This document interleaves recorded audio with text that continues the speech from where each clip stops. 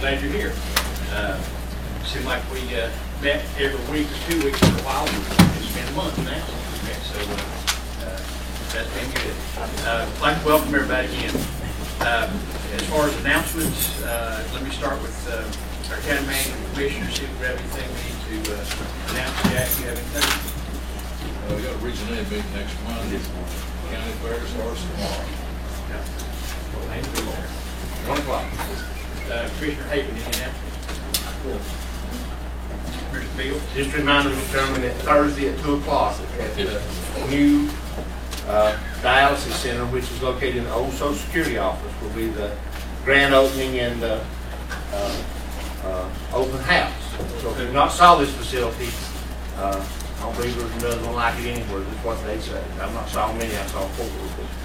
But I think it's something the community to be proud of, especially those folks who need this service. So that's Thursday at 2 o'clock, 2 to 4.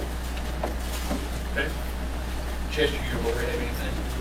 Need to share with you?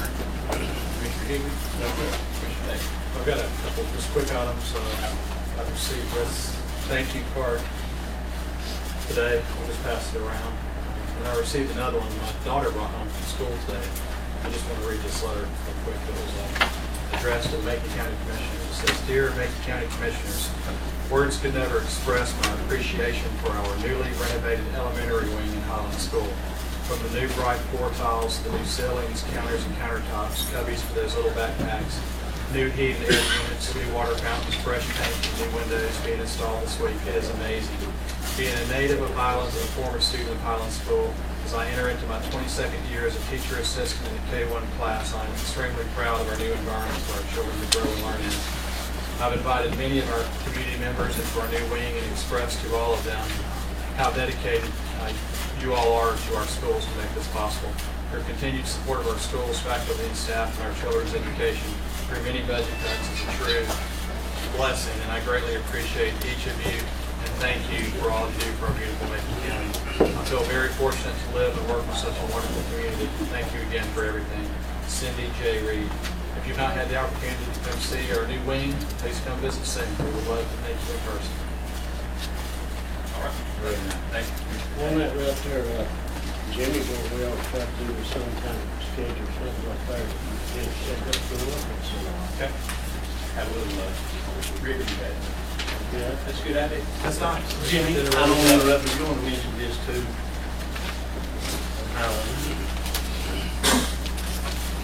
That's Saturday.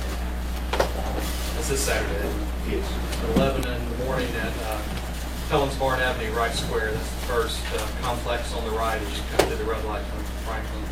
They're going to be dedicating a memorial garden and a plaque to Charles N. and Helen Wright Wilson. Saturday. You probably get a little more history on that. I remember Charlie Wright growing up. Oh, yeah. I was young. Well, if you know that don't know the history how Wright Square got there, that's another whole story. It was from the Carnegie Foundation. That's how the Wright family ended up with the property. Mr. Wright went on top of Whiteside and built the child. That's when the Wright Square. Harry Wright, we always remember that name. So this is the Wright family. They built this beautiful garden. They've invited all that can come to come and visit with them on this special day for this family. Okay. Thank you, Commissioner Tate. As far as announcements, I would like to, it's my privilege to make a special recognition tonight. We've asked Senator Davis to be with us. I don't think he's any stranger. Senator Jim Davis served in this capacity as County Commissioner of Macon County for 10 years. He has always been rather outspoken. Didn't have to worry about what he thought about things. One of the things he always said was that he had a problem when folks in Raleigh didn't listen to, didn't communicate with folks in the courthouse in the county. So then he runs for state senate, and then he was asked to put money where his mouth is, because he's now in that position. And I'm pleased to tell you that he was selected as friend of the county from both houses of the legislature. It's the House and the Senate, and I believe that's 170 legislators. 170, I want you to understand the significance of that. Out of 170 legislators, he was named a friend of the county by the North Carolina Association of County Commissioners. why was he chosen for that? And that was nonpartisan. That wasn't based on politics. It was based on the fact that he did a lot of things to stand up for the counties, to save the counties money, to stand in the gap. We talked to Senator Davis many times. I talked to him maybe 100 times between all the sessions of the legislature. He always took our calls. He always responded to maybe didn't do exactly what we asked him to do, but he always responded.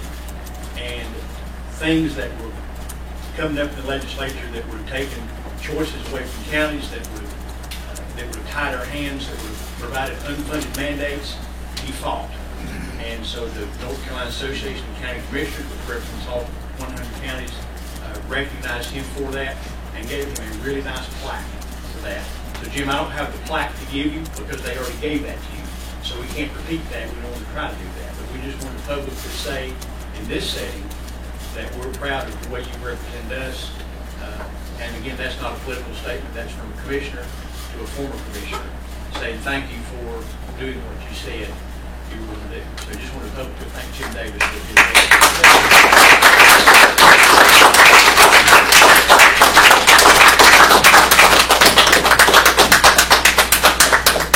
Senator Davis, I'll offer you a handshake. I'm not going to give you any money nor a plaque. It'd be illegal. Because you already got the count due. That's right. But I wanted to thank you for your service and just recognize what a high honor that is. Indeed it is. I would like to give you a minute to say whatever you'd like. Well, I'd just like to, again, thank the Association of County Commissioners. You know, when you're recognized by your family, and, you know, being a county commissioner is in my DNA. And I thought it was a high honor to be recognized by them. And so I was pleased to be in Greensboro, what was it, 2 weeks ago, Saturday? 2 weeks ago. For that award. And that plaque is already hanging in my office in Raleigh. So, in a prominent place. So I really appreciate that. It was Macon County did well with the awards. I guess we had a good teacher with Jack Whitton. And so we were pleased to take away 2 of the top awards that the association gave away this year. But it is an honor to serve, and like I said, being a county commissioner is in my DNA. Local government is the best government, and the irony of my going up there was to be a firewall for the county government. So that's if that's all I'm remembered for, I will have good service in Raleigh. Thank you very much. It's an honor to be here. Thank you, And Jim alluded to it, and I will follow his lead in the spirit of nonpartisanship. I'm going to mention that a Democrat that was recognized by the Association of County Commissioners, Ronnie Beal, was named Commissioner of the Year for the state of North Carolina. Let me point out the significance of that in a state that does tend to be partisan. I think we all understand politics, the way it works, we replace it, and that's okay. The North Carolina Association of County Commissioners now has a vast majority of Republicans. It's controlled by Republicans, has Republicans, a Republican majority. But that Republican majority selected Ronnie Beal as Commissioner of the Year because of his service not only to his county, probably more than that was his service to the state, the region, and to the state. Ronnie served on many state boards and committees and does a good job of that. And I don't want to embarrass him, but he spends a lot of time, unpaid time, uncompensated time, doing that. And Ronnie, we'd like to commend you for that award. The state has already recognized him for that. I know you saw the picture in the paper, but again, we felt like it was appropriate to recognize he, along with Senator Davis, for outstanding service. So congratulations, Mr. Chairman.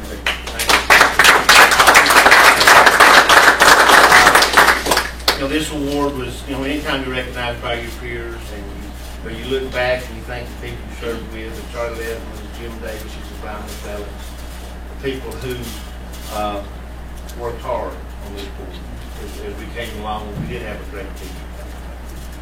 And some of those things have parlayed to things on the statewide level, and we're proud that this board not only gives me support, but supports the things that are important for Macon County. We always feel if it's good for the region, it'd be good for Macon County, and I do appreciate it when you recognize for your peers. Without the support of the folks in Macon County, none of this would be possible. And I have a wife at home that don't see me much too, so that's also important. So But I do appreciate it. Thank you, Mr. Chairman, for the recognition. I thank this board for all of it. Thank you. Thank you, guys. We appreciate him, yours and Ronnie's recognition that we do not live in a vacuum. The things that influence us do not stop at the county lines. They go to the region and they go to the state. And I know you recognize that, and we recognize it. Thank you.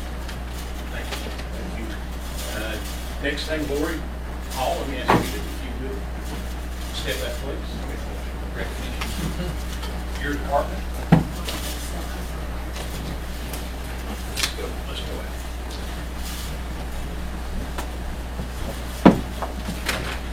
This is a rather important award. I can tell you it weighs about 25 pounds. This must be lead. But Lori, on behalf of the county commissioners, we're presenting this to you. The Government Finance Officers Association presents awards each year to county finance departments who qualify for the Certificate of Achievement for Excellence in Financial Reporting. And this is presented to Macon County, North Carolina, on today's day. So we'd like to congratulate you for doing this.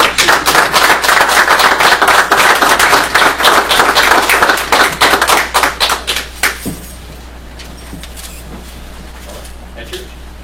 Hang that with the others. And that's how many years, Jim? You know? 18 years.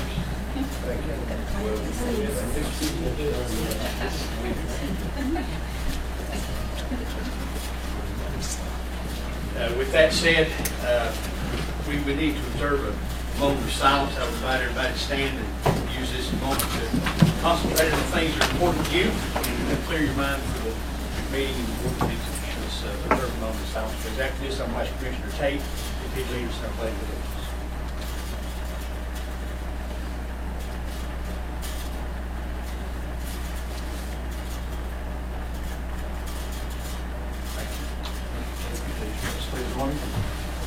Pledge allegiance to the flag of the United States of America and to the republic for which it stands, one nation, under God, indivisible, with liberty and justice for all.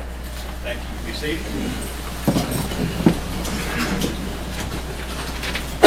We have, I think we're right on time. We have a public hearing scheduled for 6:15, and by my clock it's 6:15. This is for Rural Operating Assistance Program application for Macon County Transit. And Kim, I think you have that correct? Okay, so we'll Chester, we need to declare that open. So that public hearing is open. I will state for the record that we did not have anyone sign up to speak to that. So Kim would recognize you for a brief explanation and see if we have any questions.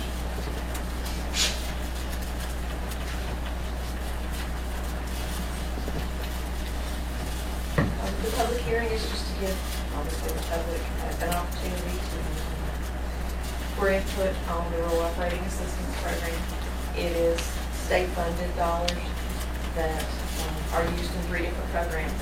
The Elderly and Disabled Transportation Assistance Program provides operating assistance for the public transportation of elderly and disabled citizens.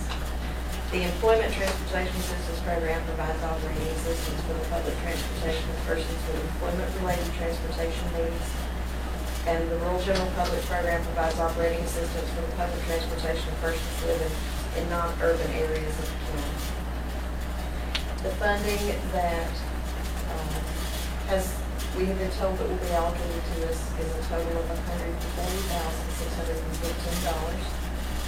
Period of performance on the funding is July 1st, 2013 through June 30th, 2014. With the elderly and disabled, we use that as a match for some federal funds, but there's a 50% match on it. Therefore, we basically hedge our money so that we have more money for the elderly and disabled transportation assistance programs. See, on that come all at once, does it come quarterly, monthly? This year, we only have about 3 weeks to get the application in. As long as we got it in, my understanding is we're going to get the entire allocation this year. Years past, it's been. In 13, you get the entire. Yes, this fiscal year, we'll get it, we'll have it by like the middle of October, end of October. In years past, it's been split up in half and half, but My understanding is we'll get it one lump sum, and we'll have it all spent completely, the whole package of money, most of it will be, all of it will be gone by the first of May. And then, of course, the systems will be from fairs, as we discussed last month. In order to apply for it, there will have to be, can't be done here at public hearing, but there is a need for consideration by the board for the certified statement. And basically what the certified statement says, that we will use the money as it was, the purposes are for, that we employed a methodology, which I had a transportation advisory board meeting that's made up of multiple representatives of agencies throughout last week. And it was recommended by the transportation advisory board that all of the funds be allocated to the transit system for the county to be used for public transportation. Okay. You mentioned the match. You said it's matching 50-50 match. The pot of money that I'm getting doesn't require a match, but I use that to match another grant that I get that has a 50% match requirement. But it's federal money, so take the state money and federal money, and use them as one large pot of money. And There's it's real, no local money. Right.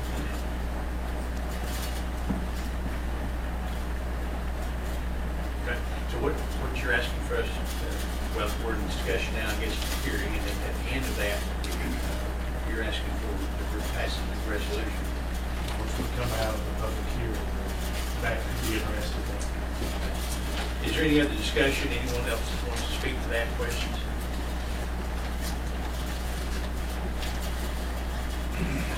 Hearing none, we'll declare the hearing closed. And the Chester, what would the wording need to be of a motion to? I would just have Kim make a request of this board of precisely what she needs to have adopted or approved by you. And I think that's what the board be in a position to so move. In your package, right, Yeah. there is a certified statement. This is FY 2014 Rural Operating Assistance Program. What I am asking the board to do is to approve that certified statement, authorizing the county manager to sign that statement. It'll also be signed by the chairman of the board and a finance officer. And with that, then we'll submit the application and we'll receive it. And, Just one note. We were fortunate enough this year to receive a little over $15,000. That was, and we've lost about $35,000 over the last 5 or 6 years, so it's a small bit compared to what we've lost. But, you've heard the request, the motion to be in order, if that is your wishes. So moved. Second. We have a motion by Commissioner Davis, second by Tate. Any discussion? Hearing none, all in favor say aye. Aye. Opposed? That motion passes. Thank you, Ms. Angel. Thank you. Appreciate it very much. Good job. Appreciate you. We have our public comment period, and we have one person signed up for that, Mr. Charlie Cowley. Charlie is in the room with us. Charlie, welcome. Come to the podium and share with us wherever you want. Good evening. Before I start here, I just want to pass these down to y'all so you have some semblance of record of what I'm speaking about here. If you want for everybody here.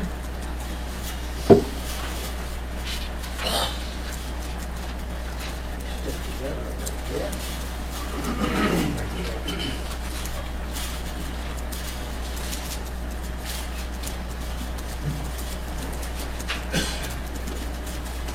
I am Charlie Cowley, and I still live out on North Skeeter.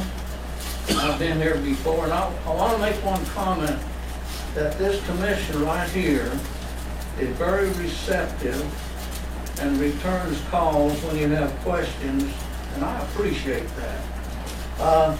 Mr. Chairman, County Commissioners, Mr. Manager, Mr. Jim Davis, and Mr. Harold Corbin. Tonight I come to you on a similar subject that I did before.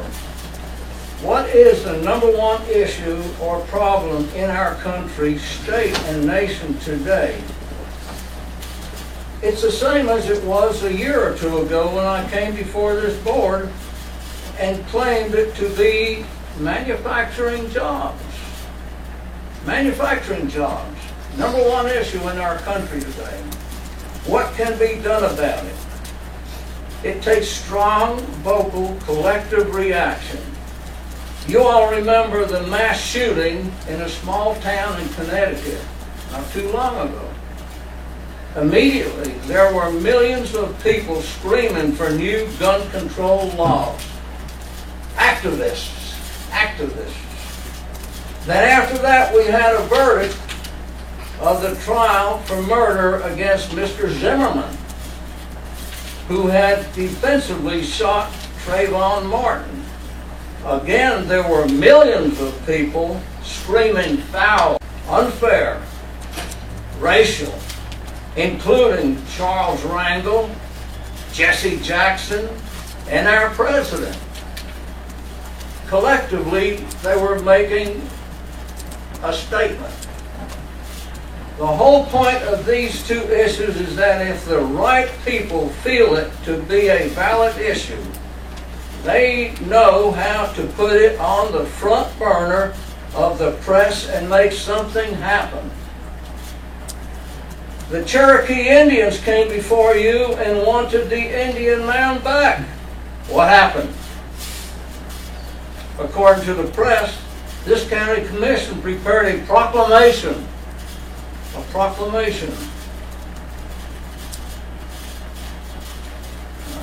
To show endorsement of encouraging the town to do what they could to comply with the request, and I see it's on the agenda for tonight. I am seeking a proclamation from the county to other counties to collectively put pressure on the states to encourage our nation to open up our large and small manufacturers. We need to put people back to work. One way to encourage this could be to lower corporate income taxes from 20% to 10% if product is made on our shore. Your knee-jerk reaction is, how can our nation afford that? How can you do that? Very simply, remember, if manufacturing is done here, you will have employees, and they will be paying income tax and Social Security. Why is this so important to this county particularly? The cash flow in this county is coming from so many people who have already made their living previously. They have investments, they have retirement programs, they have money stashed away. Don't you realize that when that generation melts away, there's going to be a shortage of cash flow? Because we're going to need other people who are going to be retired and have a pension that can come to Macon County and spend that pension in Macon County. That's not even including that we do get some more manufacturing plants in this county here and put people back to work. Locally, I was told we had 32 businesses closed up. I have 5 vacancies in my stores at this point right now. Something to consider and something to think about. Think about this. When they took the Bible out of schools, that was the beginning of socialistic giveaway attitudes. Unemployed, non-working people could not exist if they did not have giveaway programs, food stamps, surplus this, unemployment, this, that, and everything else. What thus saith the Lord? Get your Bible and read 2 Thessalonians chapter 5, verse 6 through 10. It basically says we should work for our food or starve. And the reason I put this out is because I've heard quick comments. If you open up plants, there won't be anybody to work because they don't need the money. They can get it $32,000 in accumulated surplus money and this and that. No, you got to shut that down. You got to stop that. You got to make them work, and then they'll eat. You all could be the start of a new positive revolution by preparing this resolution. I have a little add-on to this thing. During World War II, money is so important with everything. During World War II, I was a boy in school. During that time, to supply money for the war effort, they sold stamps. And cumulatively, you could take those stamps and buy war bonds. Those war bonds sold for, give or take, $18.75, and they had a payback of $25. They didn't take the money out of the people's funds. They sold people investments that they could use the money. Now, I'm mentioning that because it's just another thought. They could create what we could call manufacturing bonds. People could invest into that. There would be a pot of money, and the potential or probable manufacturer, he could go to that available fund and say, I'd like to borrow some of that money for seed money to get started. The point is, there's all different ways. People talk about get rid of some of the rules, regulations, the tree huggers, the environmentalists, blah, blah, and on and on and on. But the point is, we need to start somewhere. And I'm begging you commissioners, start right here, make a resolution, please, submit it to the other counties, collectively send this on to the state, to the federal government. I really feel this is important, and I appreciate the opportunity to come here. Any questions? Any questions, Jim? Comments are always interesting, Charlie. We appreciate you coming. You know, we know your heart's in it. And I appreciate you did take some of this information before the state. But I'd like to see something go on. Thank you. Thank you, Charlie. Appreciate it very much. That's all the comments we had folks signed up for. Number 7 is adjustments and approval of the agenda. This will be the time when you have an item that you'd like to add, amend, change, remove, whatever. This is the time to do that. Commissioner Hayes, anything to add to the agenda? Commissioner Tate, Commissioner Bill, Commissioner Hayes. Amen. A couple things, Mr. Chairman, that the board would consider that, we've been involved in renovating the Holly Springs community buildings for our road bridges and so forth. We ran into some issues out there that were unforeseen, like the septic tank getting underneath the building, and that had to be moved. We also had to do some work on the steps in the front of the building and put some posts in, redo the handicap ramp, and level the building up. And make a long story short, we're $8,000 short of taking that whole project and making it very useful. So what we like to ask for to consider tonight at the appropriate time is to consider an amendment to the contingency for $8,000 so we can put that project in. Jack, that already had been approved under a previous budget, and I think I recall that was actually last year. It was last year. We did carry the funds over this year, what we're still working on, so it's not going to be closed out yet. So that would be old business. Let's make that 9D.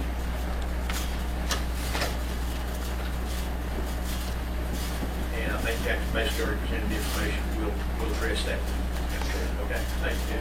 The other item is that we're still waiting to go ahead and when the new Park and Recreation Trust Fund authority was convenes. We're at number 1 in the state for funding for the Park and Recreation Trust Fund grant, $500,000. appreciate St. Davis going back to Washington and helping us push for that. And we feel like that as soon as they get organized and get the meeting and we can get that funded, we're hoping that this Mr. Performance will need hopefully sometime in the next few weeks to do that. And we're very optimistic that the council will be funded this round before they start on round of funding for that. I did have a call in today to Mr. Lewis Litt, who is the director of that program. He tried to call me back. I missed him. I got to call him back and I wanted to see what they are. That looks very promising. But one of the things that the board has approved to do is go ahead and bring those two ponds out there, and that's been done. The ponds have been drained and filled back in, and the grass has been mowed. What we do need is we need a rough grading plan for development of that property, and we need some rough grading done. We've been doing some work. Mr. Michael Boyd, who happened to be here tonight, has worked with us on that project.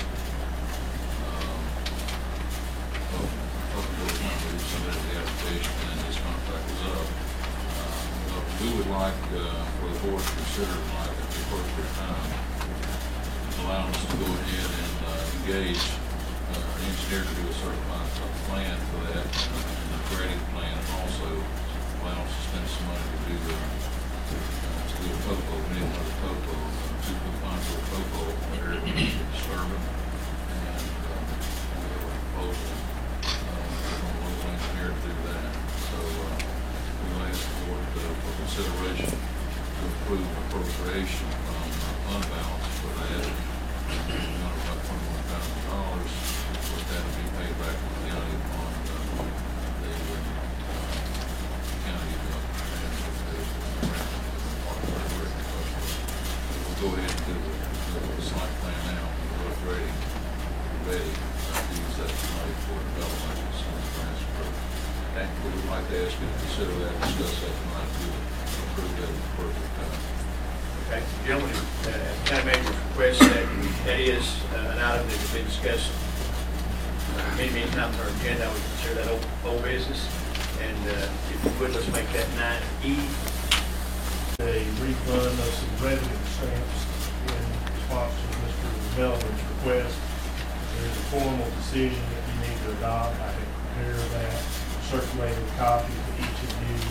To ask that you add that as old business to formally adopt the notice of decision for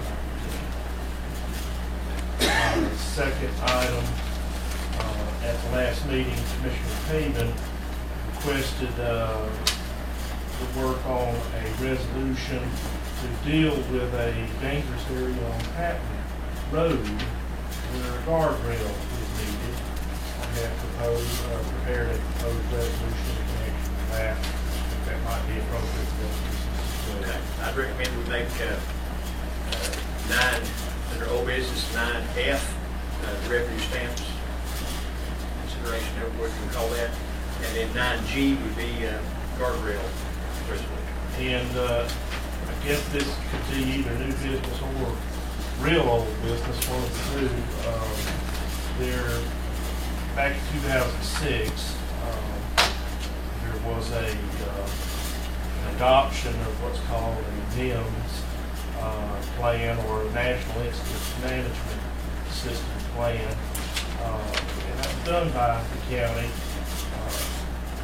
The key, working with the state, is basically reviewing and, if necessary, updating that plan right now. And in the course of doing that, it was determined that they wanted a little bit more action from the county other than just adopting that plan. They really wanted it in the form of a resolution. So we brought to you a resolution. Since that's very It's already on the agenda. Is it all? Okay. Okay. Yeah, okay. Anything else? I think that's it. Just right out one question. Yes, sir. Go ahead. Just as I was getting ready to come up here, I had seen blanks on the computer that you had sent me an email where I requested some information on those people in the table that had requested information on alcohol sales. Right. And I didn't get a chance to read what you said. I just saw it there, it was coming out the door. Is that something that We can certainly add that on as continued discussion on the business. if that's okay for me? Mine was just mixed. Okay. All right, we'll make that 9H. And that will be alcohol sales in Manahawkin discussion. Anything else, Lori? I just have, set of each of your places, minutes 32 and 33 to add on under consent, 11B.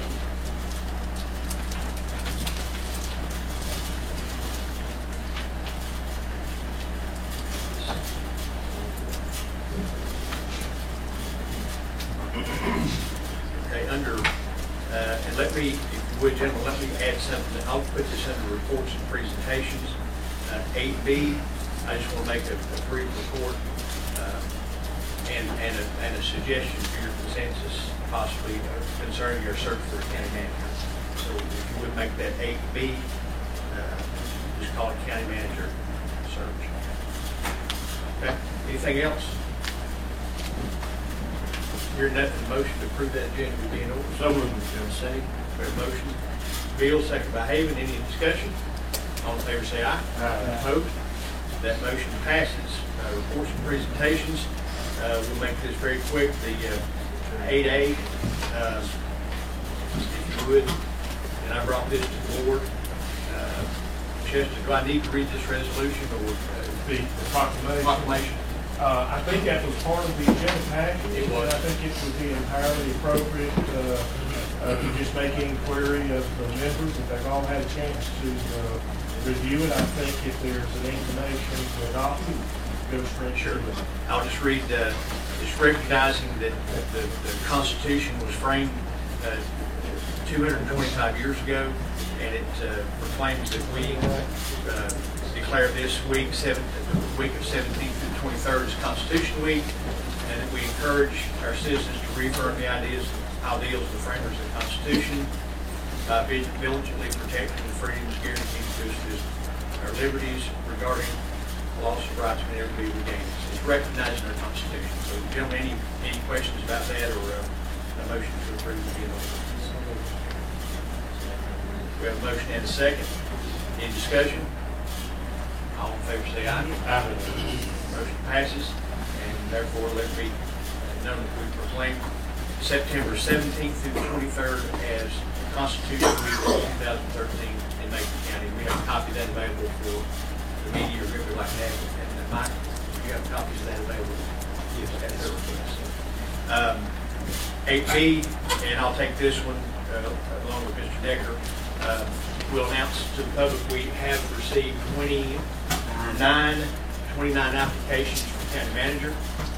We still regret the retirement of Mr. Horton, and we'll continue to say that, but we do have several good applications, total of 29. I'd like to make a couple of recommendations.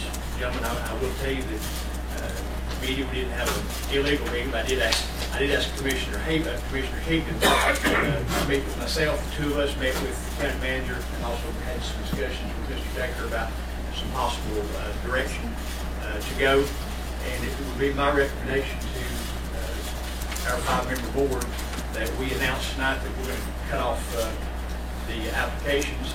I think we need to leave that open in case there's someone that maybe is waiting to turn the application in. With my recommendation, I think Commissioner Hagan concurred with me that we would cut those off in 2 weeks from today. That would be September 24th at 5 p.m. So that would be, I'd ask for your consensus on that. Does anybody have an objection to that? Okay. And the other thing, You think you need 2 more weeks? well, it's just a period of time. This leaves us a week. Well, let me go into the second part of my recommendation. This is something Paul and I had a discussion with Jack about. And as you know, Jack is retiring officially at the end of this month, which means he's going home. And we will probably not have we won't have a county manager hired in 6 days after that. So my recommendation is we do need someone to continue. We need someone to be able to sign paperwork, do those kind of things. and I'd recommend that we have Mr. Mike Decker do that as interim county manager if you would. I will say that I've had private conversations with Mr. Decker. He is not interested in the job. He wishes to continue with his present capacity, so there will be no long-range planning element to that. It will be carrying on the day-to-day duties of that job. And I think Commissioner Heaton and I would both recommend that to you guys, that we name Mike October 1st, and then the interim county manager for the period of time that Jack would be retired. And we did have a discussion with Jack. If we have not hired a county manager by November the 1st, Mr. Portman has agreed that he would come back.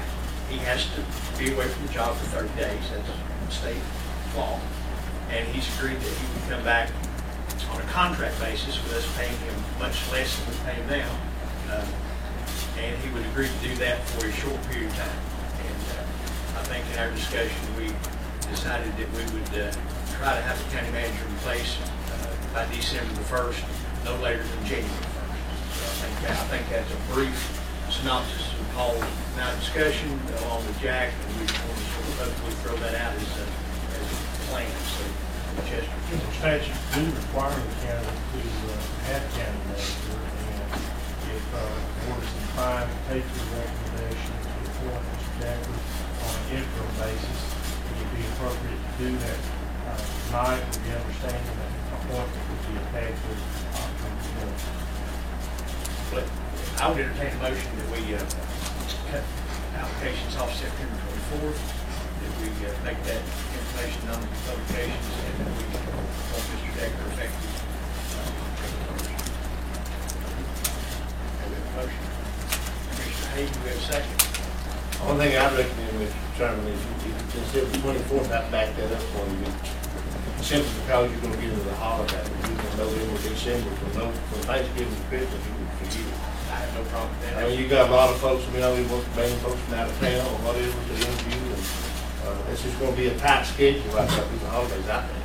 Did you get that announcement No. made through the NCACC? Well, that was the only Yeah. thing that we could do it in time. That was, we just picked 2 weeks as just arbitrary. That doesn't matter to me. I think we just need to draw the line in the sand. So I can certainly contact all of those that we've advertised with and make sure that they understand that is the 17th or okay. Until you get into holidays, That's fine with me. I arbitrarily picked between 2 of those half days. So Let's take a motion.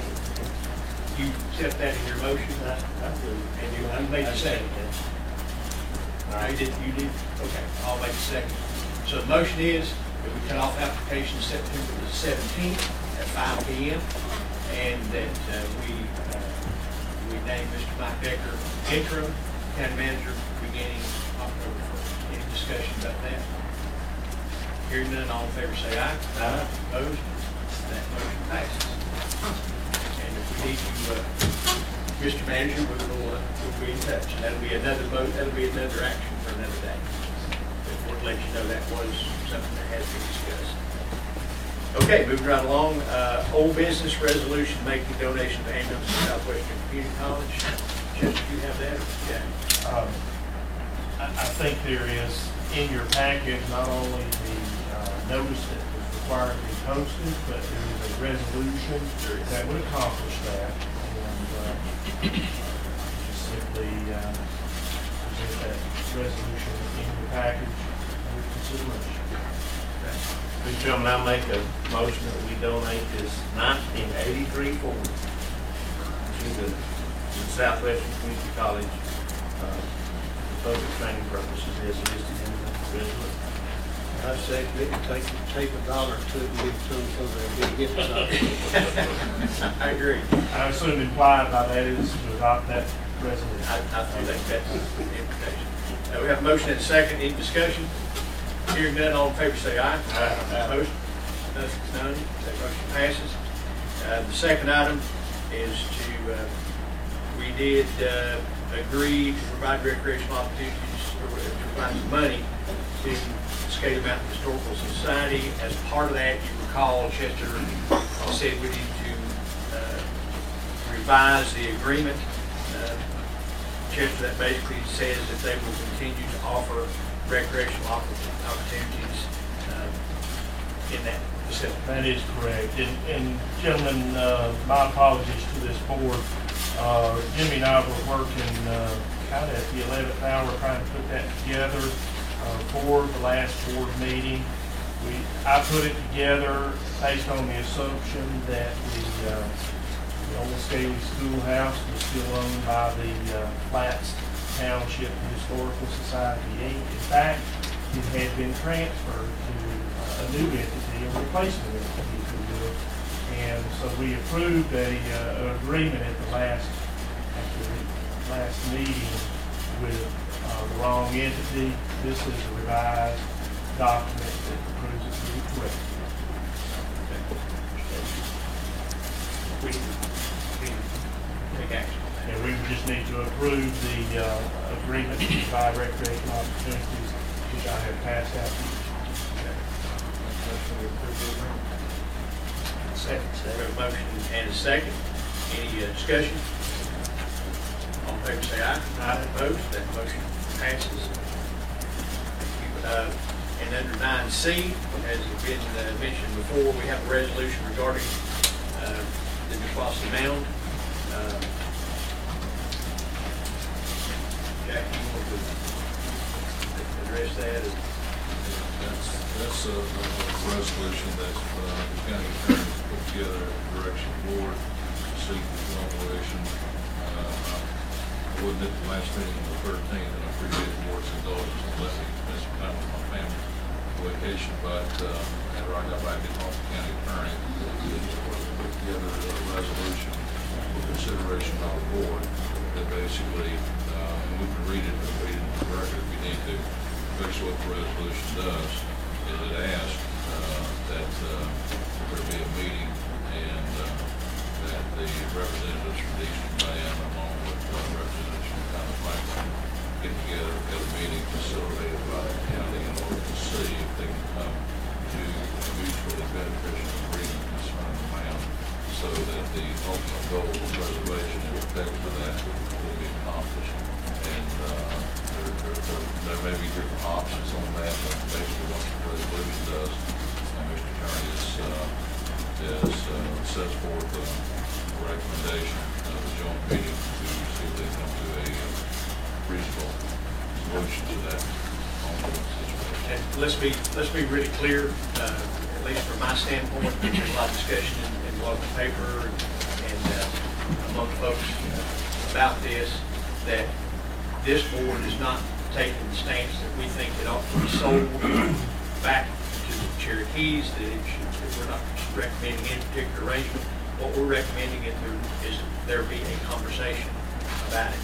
We think there's some, as we said at the last meeting, we think there's certainly common heritage that we all have with the Cherokees. We have, as citizens of this area, we have a vested interest in that being preserved in an appropriate way, and as do the Cherokees. So we just encourage the conversation and cooperation, whether that be money, whether that be effort, work, whatever it might be. We just encourage that. We're not suggesting sale, lease, or whatever. Make that clear. That's fair, Chester. I think it's crystal clear that this is a decision that will ultimately be made by the town of Franklin and the Eastern Band. That is correct. We have no part in that decision other than to facilitate dialogue and encourage people to work together for us. And our reason for getting involved to start is because Chief Hicks came to our meeting and he engaged our board, and so we responded by preparing this resolution.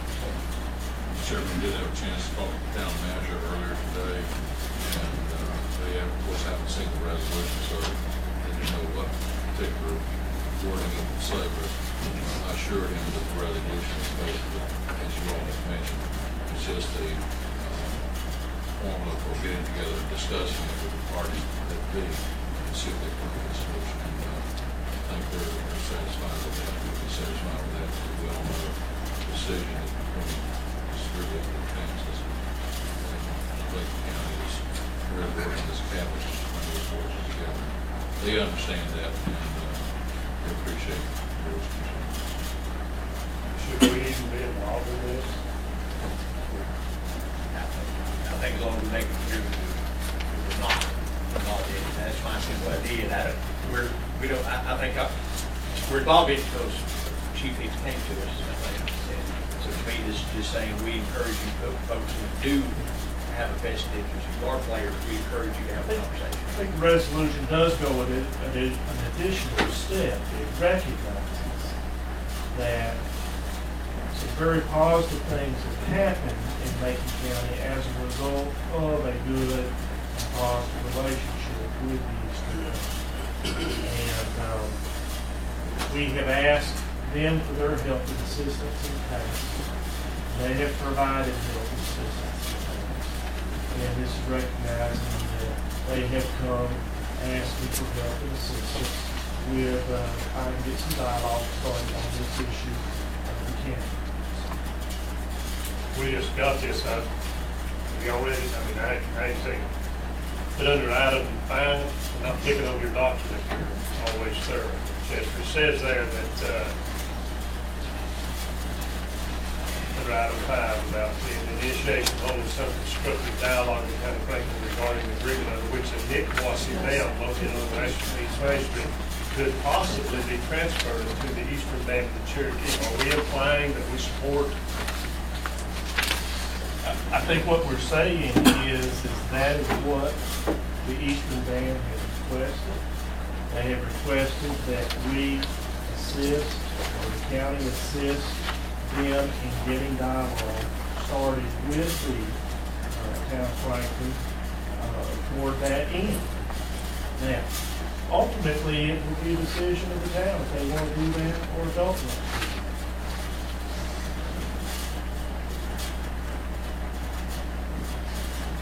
And I think it's important to recognize also that the resolution makes it clear that any such agreement would be an agreement that would need to be mutually advantageous to both the Eastern Band as well as the I'd like to make a statement on this here, in conjunction with what you're saying. This is something that needs to be taken care of, in my opinion, through the town property. I know what you're saying about us helping them and them helping us, and I would like to continue seeing that always happen, just to get along and help each other. If I could make a motion on the agreement, I would do it, but I want it solely to be known that I'd make that motion of us not making a decision anyway, the town making with them. If you're telling me this is exactly what it says, and I'm reading it, and I'm seeing that we're recommending, and what I guess I'm trying to say is on this,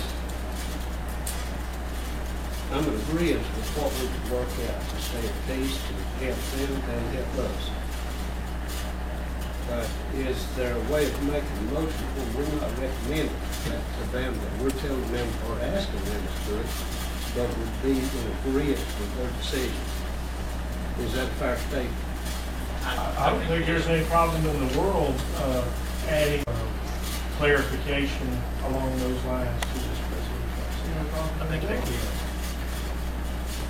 appropriate. That'd be part of your motion, just to indicate that we're not indicating any particular action. Is that fair?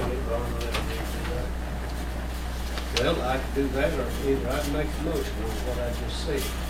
We're not recommending them one way or the other, but we'd be in agreement with whatever they decide. If you want to rewrite it, you want to make a motion on that, which I want to put up, but I can do it. I think what you're saying is that we're not Endorsing we're not endorsing any particular outcome. No. We're encouraging the conversation. That's We're what encouraging the conversation. I certainly agree with that. And I would encourage seeing an outcome from it that we can all three of us could do this, what I'm saying. Yeah. That's what I'd like to see the meetings up. That needs to be reflected in the resolution, right? So, We're gonna, we'll just table this.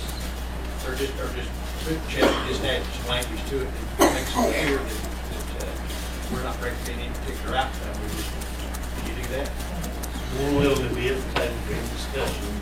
So a lot of us on this board and several of us, City of Davis and another one that's worked hard to cultivate the strategy of the Eastern Band in several ways. And I think that's one reason the chief came here. I can't say if that was right or wrong, but if we can help, here's the fact, the mound is the mound, it ain't going over. And the town owns the mound.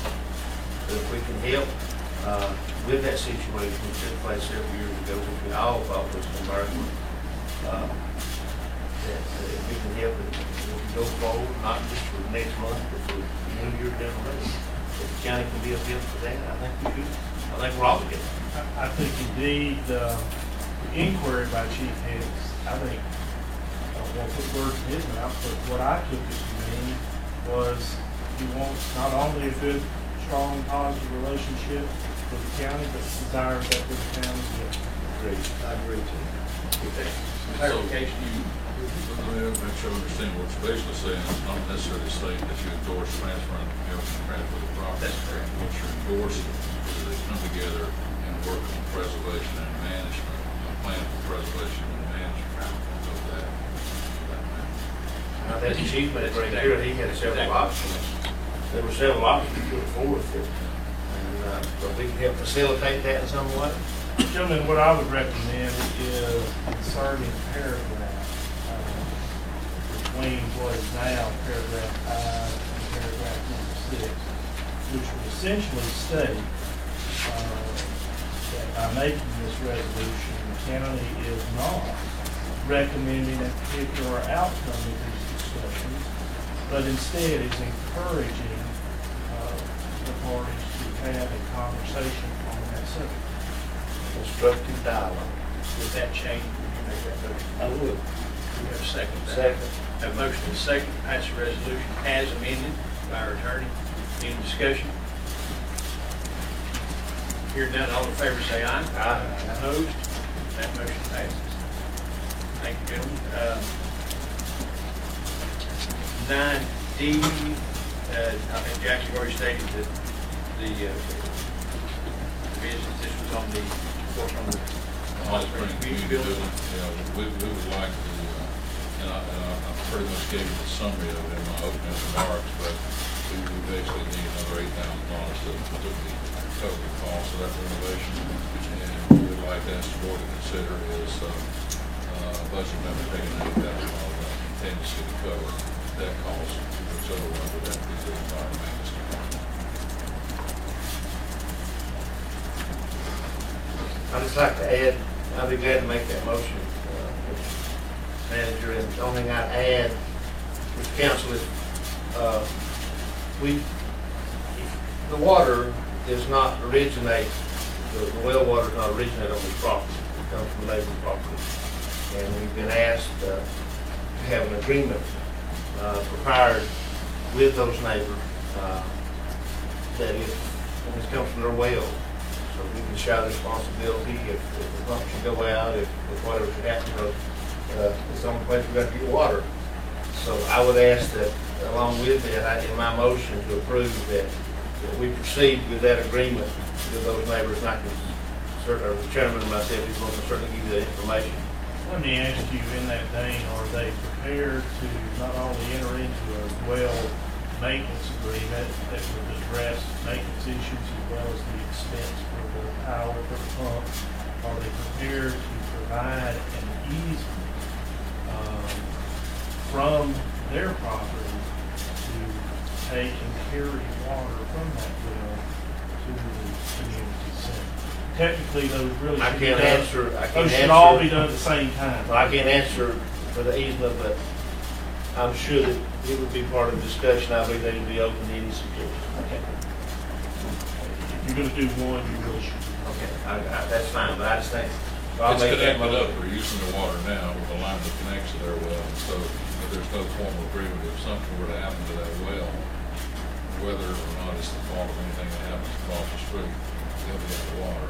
They would like to share That the needs, we use that for the If I could get information. up with you or Jack or somebody that would give me the information for both owners. And I think that before we can finish that, that needs to happen. They would do that.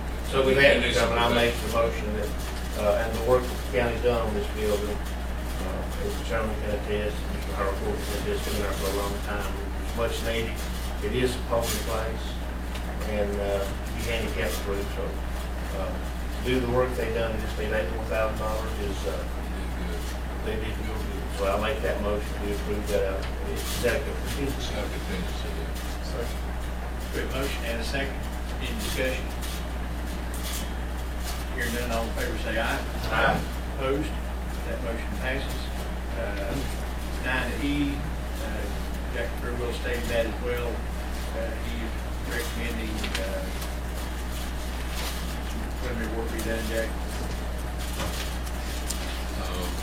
Talk about, here's a summary that I asked Mr. Lloyd, Mike was here, sitting with us in the audience today.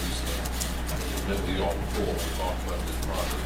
He put together a proposal for us to help us get it ready to do the upgrading and engineering and permitting for the site.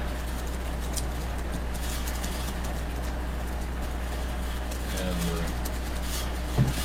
he's here to answer any questions that you all might have concerning this. He and I have met, talked with the chairman, also talked with the recreation director, Seth Adams, about this project. I think the chairman may have had a chance to go out there and take a look at it recently, and it looks a lot better than it did, but there's still a lot of work that needs to be done. The first thing you need is you need a good topo map for that area. There's an old topo map, there's been a lot of changes done to the property since that map was made, so it needs to be redone on 2-foot contours in order to generate a good site plan and development plan for the entire 48 acres. And so we need two things that the board consider is to let us go ahead and get the topo map of the site on 2-foot contours, and to engage Mr. LaVoy, if possible, to help us with the process of getting it ready for the development of the money. And Commissioner, or Senator Davis has left. He's been very supportive of this project, and certainly of our grant application, and has been stated, we are number one on the list. They have a point system with the grants that they use, and it's supposed to make it fair and impartial and that kind of thing. And we are number one on the list. This committee is supposed to meet the latter part of this month or the 1st of October. I have been in communication with Senator Davis, and he's certainly very supportive of our receiving that. With that said, if indeed we receive these funds, then we need some type of plan to proceed. The first phase and all For the first phase, which that money will be used for. So Mike Yorn, who addressed that Mike with the boys, no stranger, he's worked with us since the beginning of the project with the engineering. And Mike, do you have anything to add as far as what this would do? Yeah, Chairman, County Commissioners, I appreciate the opportunity. And basically what this is something to get started out there.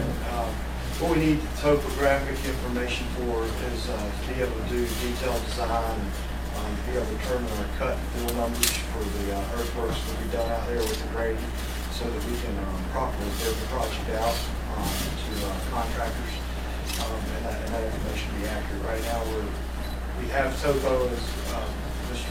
Horton mentioned. It's old, and there has been quite a bit of activity on the property since that topo has been done. So this topo will basically verify some areas out there, as well as obtaining the new information that's needed for the areas that can serve. And then what the proposal for, as far as from the engineering side of things goes, is it'll basically create a rough grading plan for the phase 1, which will take into account the fields 1 through 4, which will be the adult softball fields. And we created that phase 1. I created that with Mr. Adams and Mr. Horton, we figured that the best thing to do is to do the adult fields, because you can also do the Little League sports on the adult fields, but you wouldn't be able to do it out, you wouldn't be able to do the small fields and have the adults out there. So what we were looking at doing was doing the adult fields as well as the large parking area, and basically getting that graded and getting some storm drainage in now. We could possibly do early winter and maybe through the winter depending on weather, and if not early spring, we can get those rolling, whatever we want to do that. Basically, this would get the site graded and get the site ready to have detailed design done with concession areas and sidewalks and detailed storm drainage, yard lengths, and landscaping, things like that that would be geared up to do as soon as the part of that grant as we hope it does. Gentlemen, as a general proposition, you probably recall that when you are seeking engineering services, surveying services, architectural services, the general statute requires that you put a request out for qualifications. There are exceptions to that when the services would be less than, I believe it's $30,000. You can waive that requirement, and then likewise, if you want to waive it when the amount is over $30,000, you can do that. Now, gentlemen, there have been some legislative changes in this area, and I did not know this issue was coming up, or I would have been briefed on it for you this evening.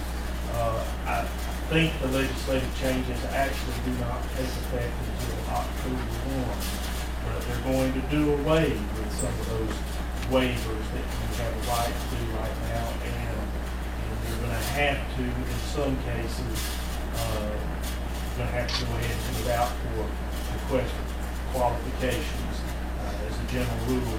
So what I would propose to you is, if you're inclined to go ahead and approve this, I would approve it subject to making sure that we can still do that under the applicable law. And I think you can until October. Okay. And of course, you would need that waiver, given the size of this, that you would waive for the question. I'd like to talk about this project just a minute. All of you remember back when we voted on this year, I voted for it, and that was all done. The due diligence, money-wise, I didn't vote against, but my fellow commissioners have voted to let's move forward with the project. And I'm all for it. I'm all for us having ball fields now. I was in the start to have ball fields, it's just the dollar amounts that I had problem with on this. As we move into this, I try to still be a cost-conservative commission. Now remember, if your members serve you well, and we're getting ready to make some decisions, you made a statement to us, Mr. Bill, that you had talked to the folks in Cherokee about how that they were glad to see us have that instead of the trailer park to be put in. Remember that? And they said, I think the man directed. oh, well, I think you talked to him. And so I'm understanding that everything was okay for us to go forward. And there's been an archaeologist survey that's been wound up costing us $42,000. Back with I don't think it's that much. I don't recall exactly. I'd have to look it up. For the archaeological survey. It was a phase one archaeological. Phase one archaeological. Yeah. It may have been that, but I don't recall exactly. Well, I'm getting pretty close on the. I think you're pretty close on the numbers. I don't have anything to go by, I'm just shooting in the dark. And so, in making a decision to save us some money that way, on this right here, we're not looking around to see what other people charge us for this work. You not think it'd be a fair statement to the taxpayer?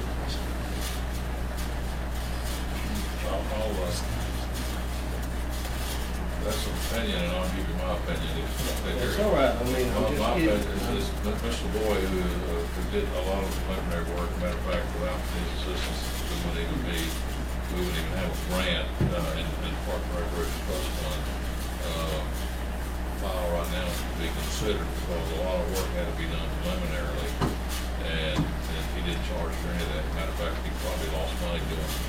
I won't ask him to reveal his finances, but he's been very reliable, very dependable, and very dedicated to doing this. He knows more about the property than probably anybody else that we could get to do it. And he knows what the master plan calls for, the ball fields, the parking areas, the drainage, and so forth. He probably, without taking into consideration how many dollars it costs, although I think this is a pretty reasonable estimate on what he's intending to do, I don't think we could find anybody more knowledgeable at the site who could do what we need to have done for much less than what he's proposing to do it for. Now, you wouldn't know that for sure unless you went out for proposals. And under the strict guidelines, Judge, correct me if I'm wrong, under strict guidelines of solicitation for professional services, for engineering and architectural and so forth, you cannot discuss a price until you select the company. You're exactly right. He's exactly right on that point. It really is focused at qualifications at that level. So, Exactly right. I'm sure there are other people out there, just like there are other people out there who make wonderful county managers, but I think Mr. Boyd's done a good job for us, and I would strongly recommend you consider him carrying through with this. And this is not a long-term obligation by the county. This is just the first phase. The board always has the option to come back at any point in time and change their consultant if they need to do that. But we need to get this part done in order to get ready to do any development of the park. So because of time, because of his expertise and familiarity with the project and what we're doing here, and the commitment he's made to it, I think it would be hard pressed to find anybody who could do any better job on this than Mr. Boyd did. And I'm not doing any commercials for him, I'm just saying. I would think there might be a little bit of a learning curve for somebody that came in and was not familiar with this project. There may be some additional time that they would have to spend, might probably address that better. Would this, Mr. Manager, also be reimbursed to the county with the Right. Once the funds come back in, we can reimburse the county. And if the board approves to do this, we would have to appropriate the $21,000 to cover Mitchell LaVoy services and the surveying work that needs to be done. We have to quote Mr. Sprinkles to do all the surveying out there, the total and so forth, $4,000, so that would be a total $21,000. The other thing, I did get a chance to talk to Wayne Bryan, the regional recreation specialist, and Seth was talking to as well. Looking back over the records, I don't want to be too optimistic, but there's never been a #1 rated project in the state in Parks and Recreation Trust Fund that has not been funded. So I think that unless something happens, is this possible? But the chances are slim. If history is an indicator of the future. But in order to go ahead and get started and be ready, we would have to upfront some of the costs of the telco and doing the upgrading plan and get ready, because this is going to be fairly expensive in terms of amount of dollars and cents for a grading contractor to come out there and do that. But you've got to have this before you can get to the point of putting out bids for a grading contractor.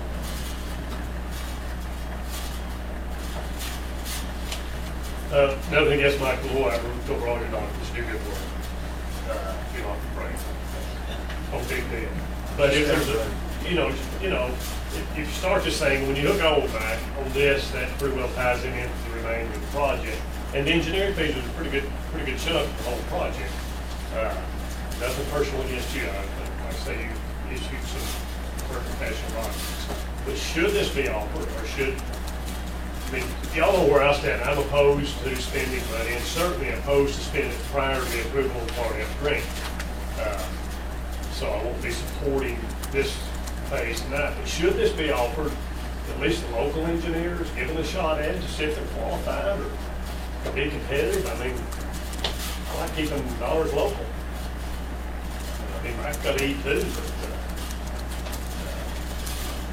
is it an opportunity at all for this, the local engineers, civil engineers? Who do we have in town? Larry Landry? Not out there. I would be glad to see anything to go back on. We've got some engineers in town. I mean, it's just not, You we always. you could do that, but I don't think you can find anybody, and I'm like you, if we had somebody who's not much qualified to do this, who do as much about it as Roy does, close to that, I'd say, that'd be a good way to go, but I don't know if we can find anybody who's got the knowledge and background and understanding of this project before we do it. You can do that. Now, the other thing is if you don't do something before the rules kick in October the 1st, then you're gonna have to go out or propose anyway, if I understand the attorney. Yeah, I need to go back and look at that. I'm sensitive that there was a change there, the details of it. Wasn't prepared to speak on it. So, my apologies. Mr. Chairman, this is one of the lessons we learned when we were doing school. The more you get prepared up front, the more it easier not only to get along, but to get the project started. So, Mr. Boyd has been involved in the front, he brought us the first design. Give us all heartburn, it's going to cost $100 million, whatever you said it's going to cost. But with that, Mr. Chairman, I think that, in my experience, he's looked like a fire number. Your Paul said he does good work. Got somebody that's familiar with the project. And the main thing is, we need to get some of this stuff done. I think if we get the part of the grant, even if we don't get the part of the grant, and this is work that's not going to go away. The land's not going to change, the topo won't change, but this is stuff that's done. We're committed to the project, we're committed to buying the property. We don't know if it's going to take 1 year, or how many years it's going to take to do the project. We are committed, and for a relatively, I think, a small fee. I think that's a fair fee on the engineering, and a fair fee on the topo. So with that, I'll make the motion, we take $21,000 out of fund balance, authorize Mr. Boyd to, with the approval of the attorney, And his waiving, agreement, and waiving the requirement. Requirement. Request for qualification. About the qualifications, exactly. That we had, we go ahead and employ Mr. Boyd to then get started. Okay, good, motion, do a second. Gentlemen, I'll be happy to check that and send y'all over this evening. I'll second the motion, open some discussion. Okay, we have a motion and a second, any discussion? Yeah, I'm not finished with what I was going to say about it. This evidence that we were told to start with on that out there, as long as we didn't go flat depth, everything was going to be just fine. And talking to this gentleman, he got us over a $42,000 bill. So Wait a minute, that's something that the county needed to do in any event. Mike had nothing to do with that other than reminding us that it was necessary to do it. We knew it needed to be done. It was not told us that we had to do it. It was my recommendation from the beginning, from the very beginning of conversations with Mr. Morgan and Mr. Adams. I think anytime the county is acquiring property in an area that may have been inhabited by Native Americans, we understand we've got to work in coalition. We understand. The grant funds to the Park River and Trust Fund, covered by the State Environmental Policy Act and the National Environmental Policy Act, both of them require a face-to-face study before they would actually, if they said you're a good program, before they would approve your grant, you'd have to have that eventually. Just a side note on what Mr. Hayes is saying, when we questioned the archaeologist we hired specifically here, I asked him about disturbance. He said there could be no tilling, no disturbing except taking the ground cover, a couple of 3 inches, no grinding of stumps, no disturbance of the topsoil, aerizing.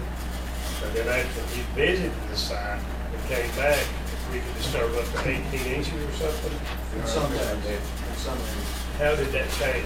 I mean, based on his findings out there. There are some areas that are very sensitive that we're gonna stay away from, and the site plan worked out very well for those sensitive areas. Most of those sensitive areas are outside of the development areas.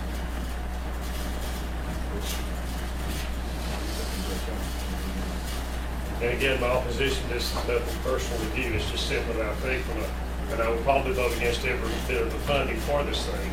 That's just the way I am, but I think tonight, just as a recommendation, that we should not expend any money from fund balance until we're sure of the Part F grant.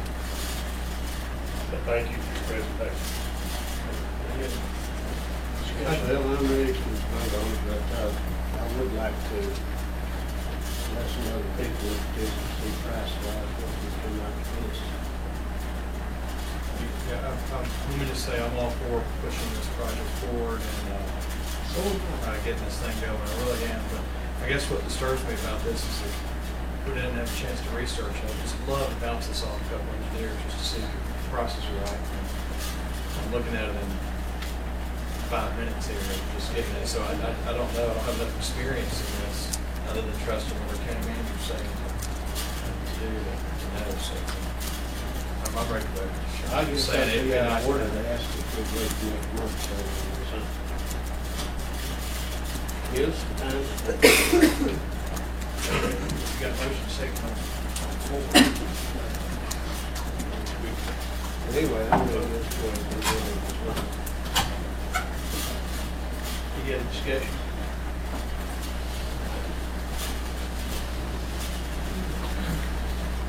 Okay, all in favor of the motion, raise your right hand. And opposed? Passes 3-2.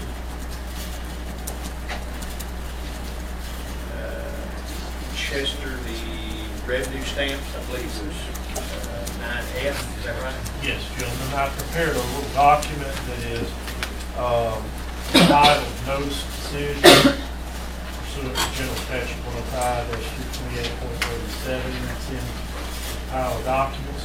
It simply just formally announces your decision to allow the refund, and it does so in accordance with the terms of the statute, which require certain conditions to be attached. I would recommend that the board approve that, authorize Mr. Corbin to sign that, and for me to serve it on Mr. Miller. So moved. Exactly what it's in. Motion and a second. Any discussion on the motion? All of this for $600. But it's statute required. Is there not some way we can simplify the process? There would be if the legislature allowed us to do so. But it's going to take legislative action, right, to do so. Till then, this is the procedure. That's what we need a resolution for, if it's on anything. I just told him that. Well, he might do that. He might. He absolutely. Why don't we do that? It'll be an effective resolution, I think, for this board. These others now just been kind of fluff. I will tell you, Senator Davis routinely asked me to come keep my ear to the ground. There were changes that would help him. And he may well identify one that would help him to simplify this process. It is very complex. Pass it on. You're in a resolution drafting business. All right, we have a motion and a second. Any other discussion? All in favor say aye. Aye. Opposed? That motion passes. Chester, we have the 9G is the guardrail issue brought to us by Commissioner Haven. Yes. I have attempted to draw a resolution that would encourage the North Carolina Department of Transportation to take another look at the area on Patton Road that Commissioner Haven had identified for us at the last meeting. I think some citizens may have approached Commissioner Haven to about trying to get something done and have guardrail put in along that section of the road. As I understood it, it was a section fairly dangerous. You left the road there, pretty good chance you were going down an embankment and into Parker Creek. And this would just simply state that the county is in favor of having the district engineer somehow take a look at this situation again and determine whether or not they can find some funds to install a guardrail in this area. It also commits the county to make sure that someone is available to show the district engineer precisely the area involved. You have a brand new district engineer, it'd be a good time to introduce you. This part, I don't know if I had brought those pictures up here, but I took some pictures. What it is, once that you go right off behind that building plant, there's just a little ways up there. We're climbing up the incline. And when it goes into a sharp curve, it goes right straight off, I don't know, 150 feet or so. I'm not too good at judging distance these weeks. But the river's right down there, and coming downhill towards the mill bank, when you're coming into that curve, somebody's moving a little faster than what they should. They could go off right there. I had several citizens I had heard over the past year or two, but I had one and he said he may have mentioned a few years ago. We preserved the trash report is what determined that. What I would So, but this recommend- resolution may help.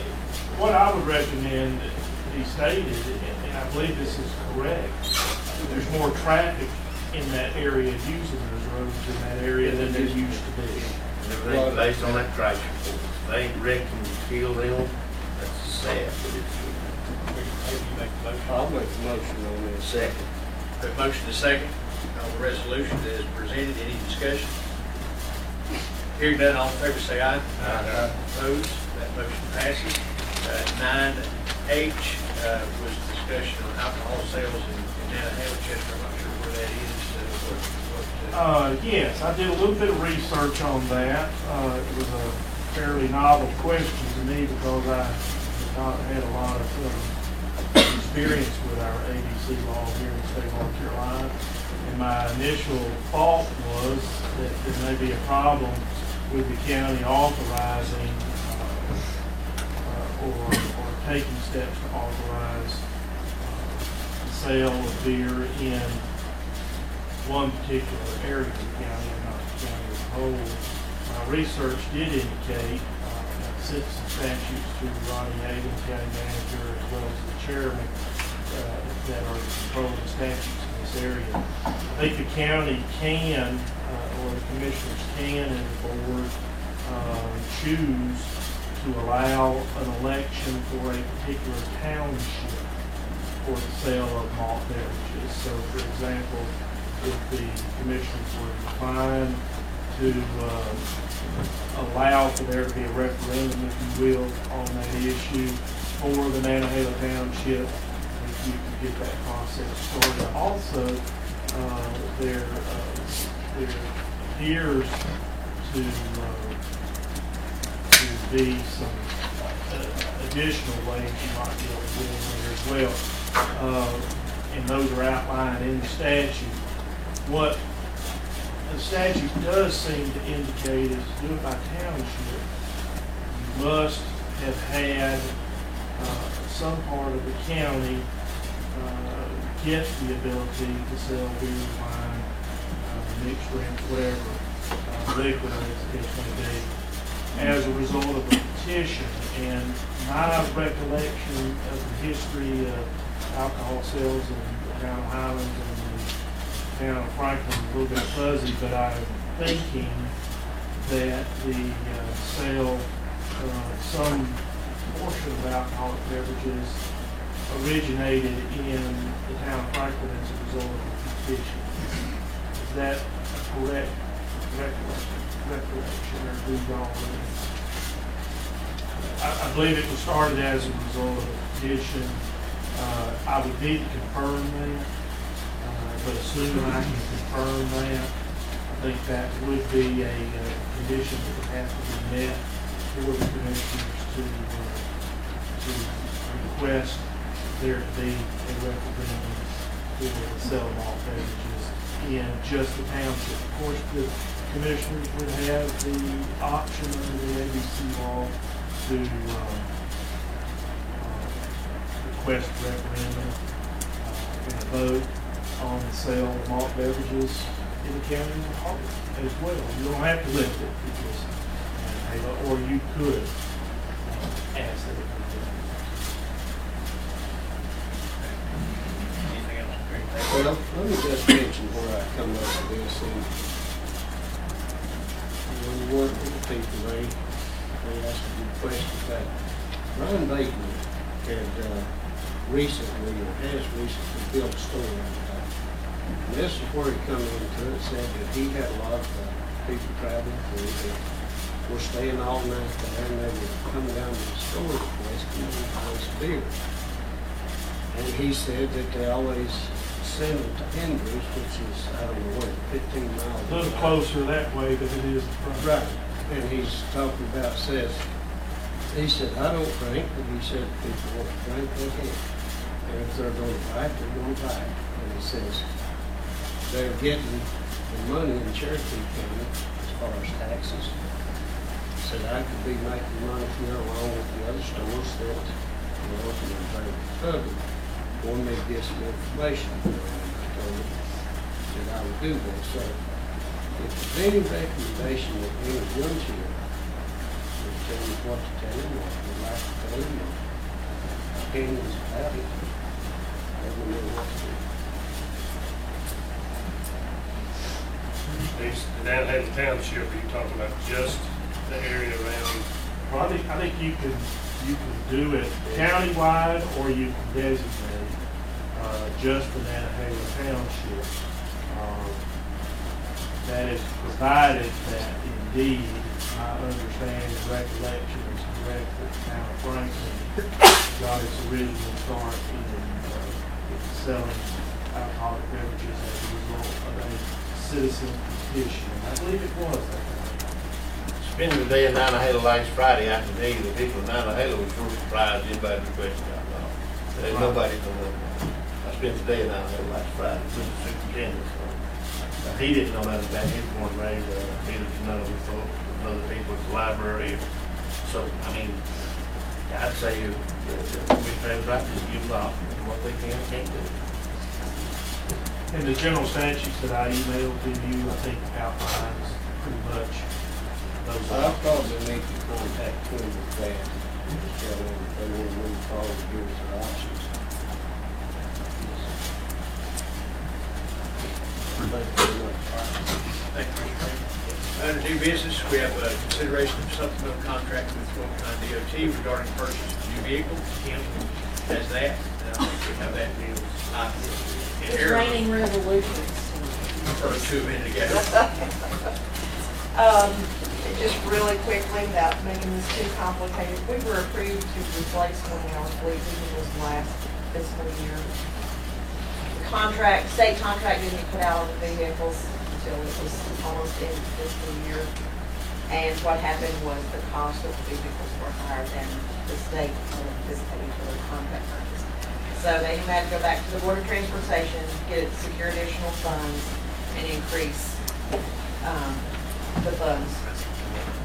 We actually have it in our existing budget. It was a budget done in July already, so this vehicle is already budgeted in my budget for this fiscal year. But basically what this does is the resolution authorizes the county manager to enter into a supplemental agreement on this vehicle because it increased the total budget. This is already in her budget, and she's talking about lays on to her group. And Which vehicle is it? It's one of the lift vans. It has over 160,000 miles on it right now. We're passionate to keep it running, so. You just will have a new vehicle? Yes. Yes, it will. is that a side lift or rear? It'll be the rear. We rarely ever get side lift. Okay. They're not going to be. The one you got down? Correct. How many chairs will that hold? One or two? Two, depending on the size of the chairs. So moved. Second. We have a motion and a second. Any discussion? Hearing none, all in favor say aye. Aye. Opposed? That motion passes. Thank you, Kim. 10B, changes to make the county public health fee schedule. Jim Butler. Not a resolution. Good. But it is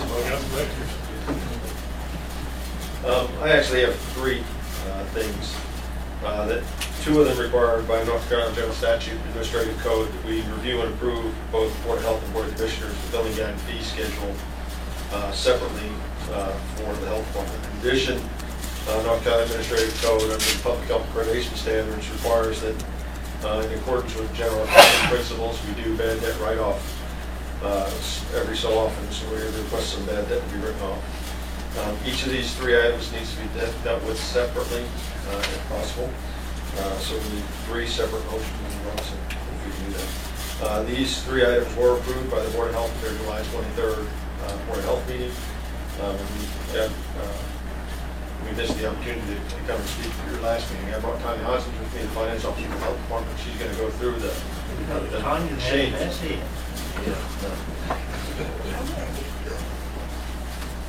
Good evening. Hey, Tanya. Hi. In your packet, you should all have billing collection policies. There's a few changes. They're highlighted in there if you haven't looked at them already. Just a few changes. Everybody got it? The first page, there's where we added with approval from the Board of Health and Board of Commissioners. Of course, that was recommendation of Chester. That was one place I think we must have missed originally when we revised it. We've also had a few changes in our family planning services. The state is allowing us to now provide proof of income, have patients provide proof of income. And with that, we have changed our payment by consumer section on page 2, where we took the verification out where it said that they didn't have to provide it. Now they have to provide it. They must provide it, or they will be 100% pay until they do provide it. Third page, we added another insurance company we became a provider with, United Healthcare. Down at the bottom, return check policy. We will charge the $25 fee. It used to say we may charge, and instead of contacting via telephone, we'll be contacting them via certified letter. And page 6, there's the acronym STDs in there that we added under communicable disease control. And then under the VSTEP program, we've added you must be a resident of Macon County and the proof of income must be provided, as well as in our family. What system do you use to do that?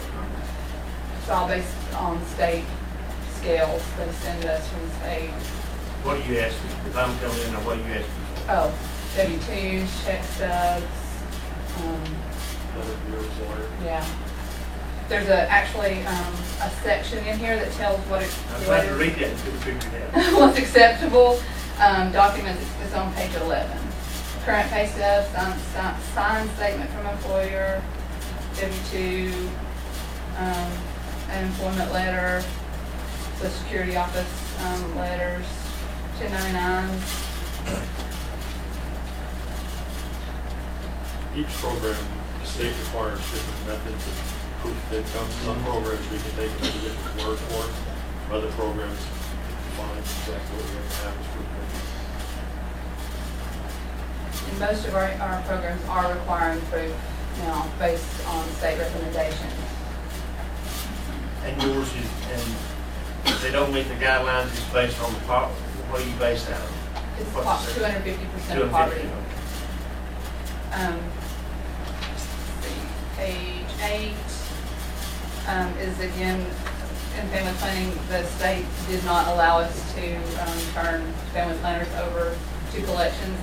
Now, because of debt set off, anything that is accrued over $50 can be turned over to be garnished from their taxes. So, and we have them sign payment agreements that state that could happen to them. And I think that's all the changes we had for the billing policy.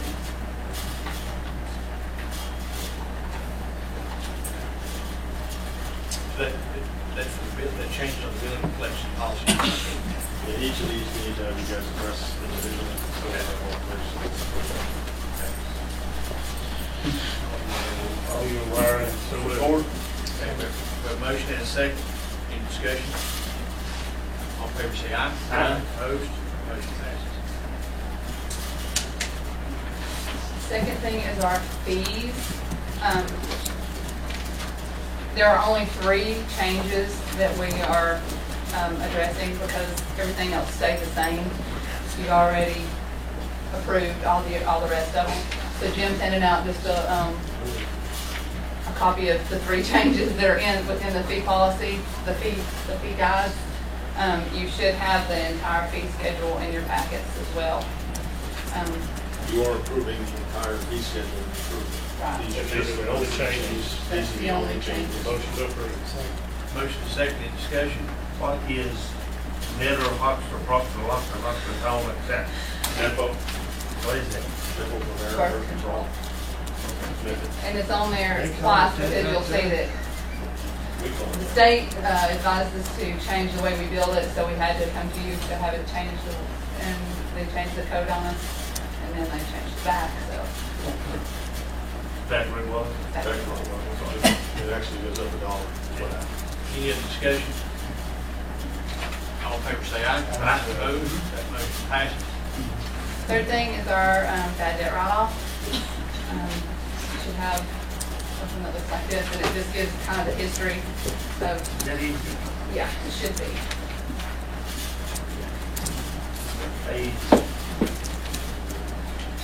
It's just a single, 52.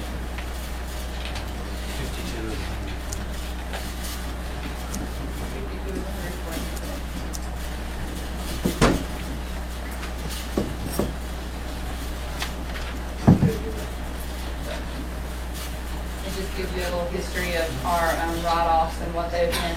We haven't done one since 2009 because we have been pursuing collection through collection agency and debt set off.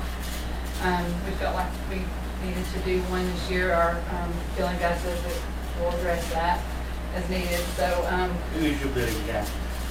I'm sorry, huh? Who does your billing? Same group as the tax office. Who does the collections? Same group? Interstate Credit. It's $10,636 since 2009. All over this collective been exhausted, right? Yes. Motion to, well, We have a motion and a second. Any discussion? All in favor say aye. Aye. Opposed? Motion passes. And just for informational purposes, we explained this to the Board of Health as well.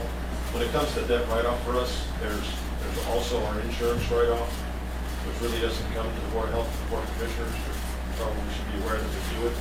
When we get a claim, we file with an insurance company, then we file a $100 claim, and we only get paid $60, the other $40 get automatically written off. So there are other write-offs that occur within the health department, behind the scenes, but just so you know that occurs, you're aware that there are other write-offs. that's a condition of payment. That's a condition of payment. We had some questions at the Board of Health meeting, we brought this up about that, I just thought we want to make you guys aware of that as well. When will we start seeing reports, Jim, from the second tank approvals, well approvals? We don't see those reports anymore. How do you talk to them about that? You do that, if you want to. We used to do I it. mean, where are we at? I mean, are we picking up, going down? We picked up a little bit, not significantly. We I picked think up. it'd be interesting to see those numbers. Is that a report part of 2007? I don't I don't think you've done one since I've been here, so if you want to give me a format or tell me exactly what it is. We got them all the time. Used to, back when, probably back when things were booming, and you didn't have enough environmental health specialists to keep up with the demand. We did And all that kind of stuff. The question was, how many we're doing, how many people we need. This is before I came back to work over here, but how many people we need and why we're not getting them out and so forth. And I think that bubble went away, and so the pressure went off of your guys to do as many as you. Still be interesting to see what we're Well, doing now. it'd be interesting to see. It's a hard, good because you economic never would, indicator. you never would want to have the permits, you know, we think a building permit, but that's not necessarily. And to see how many pre-authorizations we got. Because we get requests from septic permits when we Oh, do well yeah. permits, that you know they're gonna need water to use a septic system eventually. But I think just, you know, quarterly report or something, Paul, you think that'd be good to see? I'd like to see it. I get it on from another company. It gives you a cut. We don't get where we get it from. It's the building permits for the whole southwest or southeast. We get the building permits, we get a report on them, Yeah. but not on septic. They'll send you a draft of something that you can look at. We just go back and got one, we had four. And Kind of. I'll see, just before my time, I think that was backlog. What did you do? It's 2007. So backlog was already about halfway gone. I came in a, so, downsizing. Downsizing, yeah. I'll mention one thing while Jim is still here. Jim's been working on quality improvement and read some articles about that. I didn't tell him that I was going ahead and copy some articles he had in Public Health Magazine and another publication. I think, man, put a copy of those in your basket if you get a chance to read those. Pretty interesting. Our department's being held up as the standard for the state for quality improvement. We did ask for speak at lots of different conferences and stuff. We did some articles to give staff some kudos. Well, the board of health department. Thank you, Jim. Real quickly, I'm looking at all, saying, what's the standard for each other? $25. And we started at the county fair this week, Get mine in the morning. Thursday. We'll start with it. David Keith, Emergency Services Director. Thank you, Tony. NIM's report, I think, that, yes, sir. What I'm asking tonight is your signature on another resolution. But this is a backtrack to year 2006 when this implementation plan was actually adopted the first time.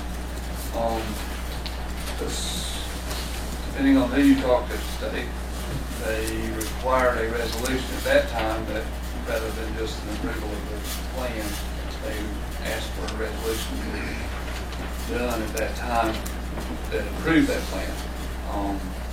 We're in the process now of upgrading our emergency operations plan, and the company that is doing that has asked me for a copy of the resolution where we adopted the NIMS system countywide, and I wasn't able to produce that resolution. I could show him minutes of the board where we passed and approved the implementation plan, but there wasn't actually a resolution. So that's what I'm asking tonight, is that we actually go back in time.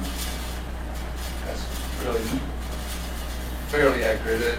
You're not actually going back in time, but we're making a resolution for the plan that was already approved in 2006. Yeah. Understand you can vote on something without a resolution, or you can vote on a resolution that lays that out. And either way, if the vote carries, you've adopted whatever you approve. Apparently, in this particular situation, they wanted more than just a vote which appeared in the minutes. They wanted an actual resolution. And so that's what David is trying to do, is get them an actual resolution. We do have the minutes. David and I both have looked at the minutes. The NIMS plan was in fact approved. I believe it was in July of 2006. Yes, it says June 23rd. The date of it was June 23rd. I think it actually got approved. Oh, the minutes, About July yes, 6th, I they were, believe. the minutes, the meeting was in July.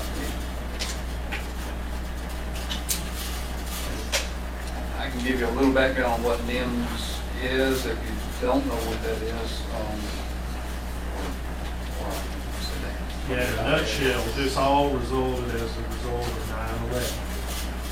As you recall, they had a commission, and the commission thought it would be very well advised for there to be better communications between cities and counties and this department and that department. And NIMS is designed to make better communication. As long as we don't really, or give up any of our control. We're not giving any. Just standardization. Yeah, and we are currently been operating off of this plan. This plan, being an implementation plan, was completed shortly thereafter. There are no dates as you look through that plan. There's a checklist and there's no adoption dates on there.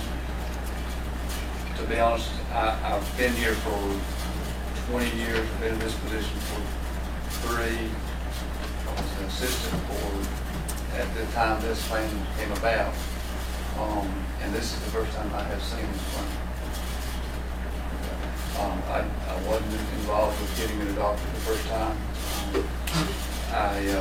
I can tell you that all of our fire departments, all of our law enforcement, all of our EMS system try hard to work under this system. And it is purely a language, so that we're all talking the same language. And if someone says they're an incident commander, everybody else on the playgrounds knows what that means.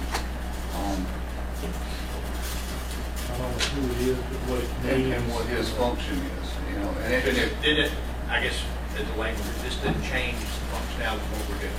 doesn't change anything, and if it does anything, it makes it run smooth. There's less, for lack of a better word, hot dogging out on emergency field. Everybody knows who's in charge.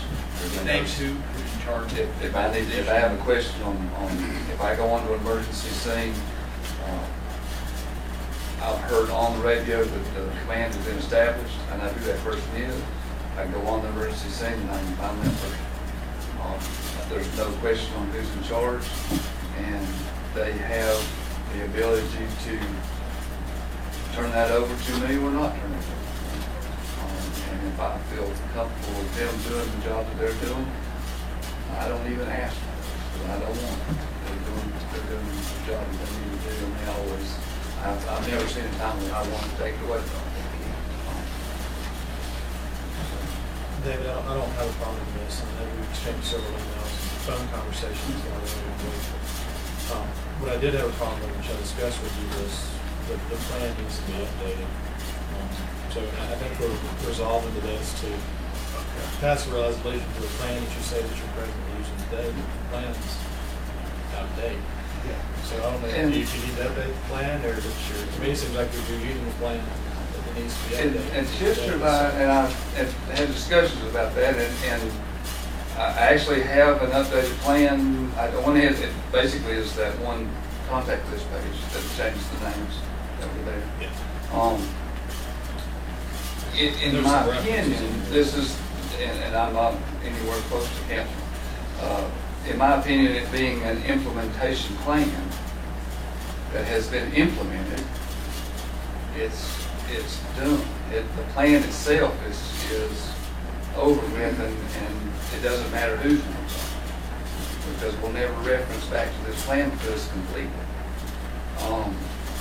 NIM's system in itself will continue on and constantly change and adapt. So, I mean, I can easily update the plan, but it's updating a plan that will never be used again or seen again. So it won't matter whether the phone numbers or the names are correct, or if that makes any sense. The plan was current at the time it was adopted as an implementation plan, showing how we're going to march through and get this system started. The system has been marched through and has been started and is current. So I'll make a motion for approval. Dave, motion second. Just as a, I'm sorry. Any discussion? Hearing none, all in favor say aye. What are we doing here? Adding to that,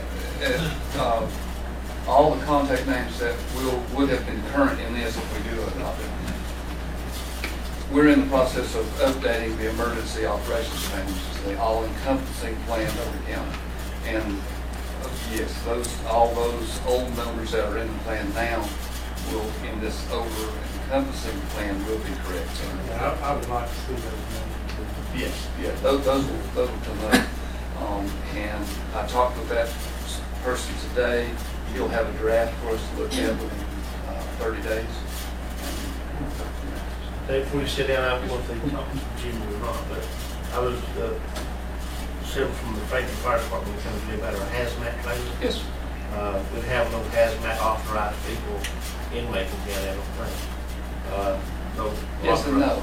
No tech, we don't have none. Not technician level, we do not. No, we didn't. And I think Hendersonville's the closest, maybe Ashland, probably Ashland. They would tell me, I think. They might have more. I didn't check it. But they asked about the use of our trailer to take the Franklin Fire Department to update it and do some, as far as some classes to get some authorization. Do you have, and it would be available to any fire department, they should have a spill on Vernon, Tanner County, the hazmat trailer would still be available, what they told me. So have y'all talked about that? I've talked with Mr. Cave, and it started with his hazmat technician, Kerry Patton, contacted me first. And I had some discussions with him first. I discussed with Mr. Horton next, because it is a county asset. And then I backtracked and went back to their town manager so that I knew he was on board, because I've been approached by firemen and the chief didn't know. Right. So I want to make sure we were aware of that.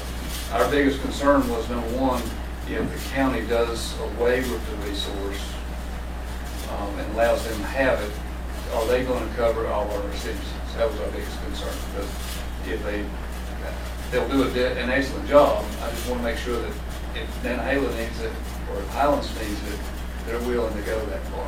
Well, they want to require ownership. They don't want to require, to update it. And how long have we had it?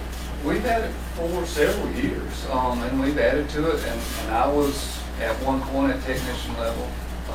Jimmy Team was at technician level, and so was okay. As there's two ways to describe a technician level. One, you actually go to college and get a biological degree and what we have. There's another, and it sounds like I'm making this up, it's called a HAZWOPER class.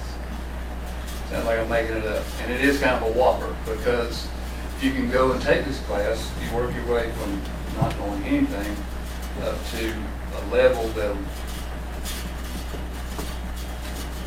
government having jurisdiction can state you are a technician, which is kind of what we did. We went and took this class, the three that I spoke of, and authorization having jurisdiction was Mr. Cave at the time, and he basically said, you and Jimmy are technicians, and you'll take care of it. So, The only thing I'm asking just if you have a continuing discussion, see if you can come up with an agreement. It seems like it'd be something good for the whole They're county. drafting an agreement for us to look at, and once I look at it, we'll take the chest. Just say interlocal agreement. And I thought the bill dropped up a house mountain the other day, if that baby goes off from the river, Right, and I'm Are you ready for that? So- They're gonna, I told them I have no problem, letting them have the equipment we have. Let them use the trailer that we have, but we would retain ownership. They would I think maintain. it needs some kind of agreement. Yeah, and Yeah, I think the interlocal they're agreement. coming up with the NOA for that. But I wanted wordage in there that they would be willing to respond to the outline district, because that's what we're doing now. If Nantahala needs it, we're taking that trailer I now. think the way they told us, the way it's been, but you just proceed, I think it's a good thing. And they're willing to do that. I just want to make sure it's in writing. I think it's a good thing. Yeah, I do. That's all. Must Thank be you. done by if they're gonna respond outside of their authority. Right, and we've had discussions with them, if for some reason, and they're the busiest department in the county, if all of their technicians who are also first responders and firemen, are on bids on call, and they can't respond to a hazmat incident. Then myself and Jimmy would go get the trailer and take it to it and take care of it. Makes sense. Thank you, Dave. Thank you, David. Gentlemen, we will need a break. If not, I recommend we drive on and probably we're getting very close to see the end. All right, if not 10D, consideration of matching funds for airport grant. This is the county manager and airport authority representative, Jack. Mr. Chairman, if you recall back when we were going through the budget, we did make mention of the budget message that the airport authority had applied for additional grant money for widening of the runway. And I think there's money set aside and actually approved and spent this past year on some engineering work after it. I guess the bottom line, we have several people from the airport authority here, the chairman's here, and the engineer, and members, and our FBO, and support and so forth. But I guess the good news on the good news side is the FAA did approve a $2.6 million grant for the airport runway widening and repaving and lighting. I guess it's all involved, and that they can give you more details on that. Of course, everybody knows the airport does not generate a lot of money, and so the grants in the past for improvements to the airport have been matched by 10% local matches required by the FAA. And the county did that on the airport runway extension. And the airport authority is asking for the county to do that on the widening of the airport as well. We figured they did get some good bids in on the project, so it may not be quite as much as they anticipated, but if it does cover, if it does have to be matched with the total amount of funds available from FAA, the airport authority would need $290,556 in local money to match the 90% money, the $2,615,000 in federal money for the airport project.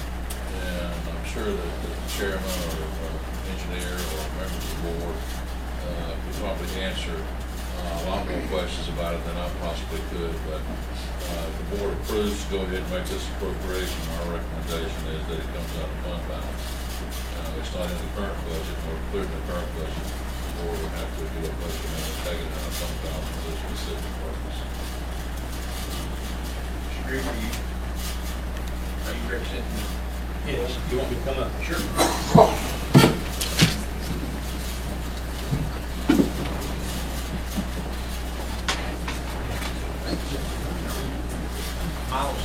Miles Gregory is the chairman of the airport authority.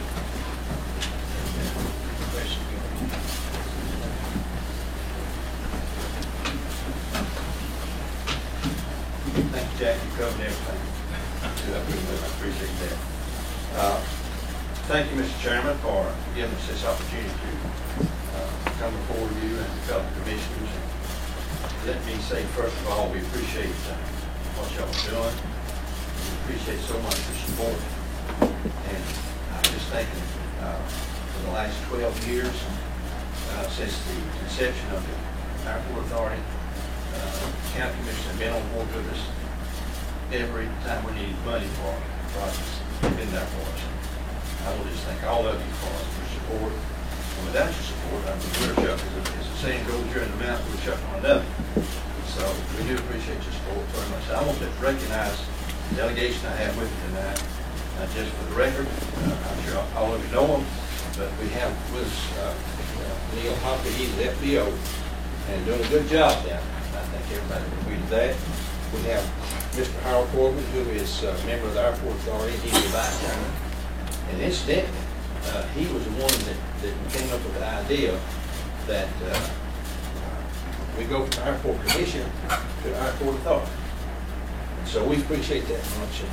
And the first one he called was me. He said, I want you to serve on the airport authority. And I said, well, you know, I served as commissioner here for 8 years on this board.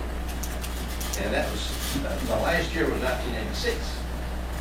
And that's been 27 years ago. And I thought, oh, man, I don't need to be involved in it. But anyway, he talked me into it, and I'm glad he did, because I've enjoyed working with these guys. very much. So the next one, where's he at? Tommy Jenkins back here. Tommy wears two hats. He's a member of the Airport Authority.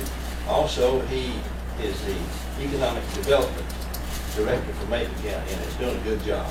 And then we have Puerto Pico. Here he is. Pete Haycock is a member of our authority, and so we've enjoyed. He's been on since we both went on the same time, right? Right. So we worked together for now how long? 14 years. Now we worked on 14 years. So I'm going to give you a little report just in a minute on what we've been able to accomplish. We have with us tonight Eric Ryson, who's been our engineer for, what, 8 years? 8 years. So time does get by. So we've enjoyed working on the airport and trying to make it a credible airport. And so we have come to the airport commission, the Macon County Commission several times for matching monies for grants that we received. And so we're back tonight for more money for hopefully maybe the last big project that we'll be doing at the airport for a while. And I want just to kind of bring you up to date on what we've been able to accomplish as an airport authority in the last 12 years. When we took over the airport down there, it was in bad shape, real bad shape. Crabgrass is going up through the runway. Ragweed is just about taking over the area. We didn't have really a halfway decent airport terminal. It's really shameful the condition it was in. I think most people realize and know what I'm saying is accurate, because if you were there at that point in time, you may have been there, Paul. So we started working. We said we got to do something to get this airport up and going and get it to look halfway decent. So we was able to build a new terminal. First thing we did is got a grant from the FAA and the DOT to build a brand new terminal, which is about $1 million. And we have had compliments from one end of the United States to the other, just about people that's come in, jets, that has complimented the Airport Authority and Macon County Commission on such a nice terminal. I think all of you will agree with that. We got a nice airport terminal, as you'll find anywhere in the southeast for our side of the airport. We bought the property in front of the airport terminal. It connects us with the airport road, and we've got it landscaped looking nice. We built 3 miles of fencing, 8 foot high, all the way around the airport for security reasons. And so at the time it had a little fence, but it was just, like 4 feet high, and it was about basically all of it was down. We have new security gates in front of the airport terminal. We have a new weather station. That's where WLOS gets their weather report from Macon County. AWAS, we call it AWAS. It's a weather station that pilots use when they're flying in and checking the weather and so forth. And so it's been a tremendous asset to the pilots and safety, a great safety net. And we just got through doing the ramp area around the hangars and around the airport terminal. And it was all concrete. In fact, we got recognized statewide. And I believe Pete went to the Airport Association. Pete, tell them just a little bit about what you heard that the state talk about this problem. On behalf of Macon County, in the contract, we went out for competitive bids and had concrete in that bid along with asphalt. And when I got to the association meeting in Raleigh, the #1 plaque or poster on the wall was Macon County, how they took and went $38,000, I think, more money to build something that's going to last 50 years versus asphalt that's got continuous maintenance. And we really impressed the legislators down there in the airport and the DOT of aviation, Department of Aviation. And they recommended to other counties and other airports of general aviation to look at concrete. And that was just a plus on our part. Basically what it's about. Okay, thank you. Let's see. Yeah, incidentally, just to be installed flagpoles in front of the airport terminal. And thanks to Chairman Corbin here, he came up with that idea, we need to do it. And so we went ahead and got busy, and Harold took on that project, and it sure looks, it's impressive when you drive up to the airport terminal. We got the American flag, we got the state flag, we got the county flag, all that in front, so we appreciate that as well. We are here to ask for matching money for the project that that our county manager discussed with you earlier. We need to resurface the runway. It's been years since it's been resurfaced, and the strength of it is deteriorating. The FAA takes a sample every couple times every year of the strength of the runway. They found it is the strength is getting to the point now where we've got to do something with the runway to strengthen, because we got, since we extended the runway 600 feet. In fact, I didn't mention that earlier, but we did extend the runway another 600 feet, which gives us 5,000 feet of runway, and so that makes it more attractive and safer for jets to come in to the Macon County Airport, and so they tell us that we got to get it done. And so we felt like it'd be better to go ahead and widen it. They give us the money to widen it at the same time that we do research. So it makes sense to me that while we're researching the runway and the taxiway, it makes sense to go ahead and widen it rather than come back later and tie it all up again and have to, close the runway down for a while. Just go ahead, while we got the money, go ahead and do it. And let me say the FAA and the DOT has absolutely been phenomenal in their support of this airport here. There's 76 airports in North Carolina, and we've been able to get a lot of that money here to Macon County because they believe in you people. And when you tell them something, you do it. And that's what they like, because there have been so many airports and so many county commissions across the state. They'll say, okay, we're going to do it, give us the money. They'll go ahead and appropriate the money, and then nothing happens. So they don't like that. So we have been fortunate to be able to get money to upgrade and get our airport to the point where it's going to be a credible airport for Macon County. It's going to be a tremendous asset. And I'm going to ask Tommy if he would please just tell us a little bit about what the airport means as far as economic development is concerned.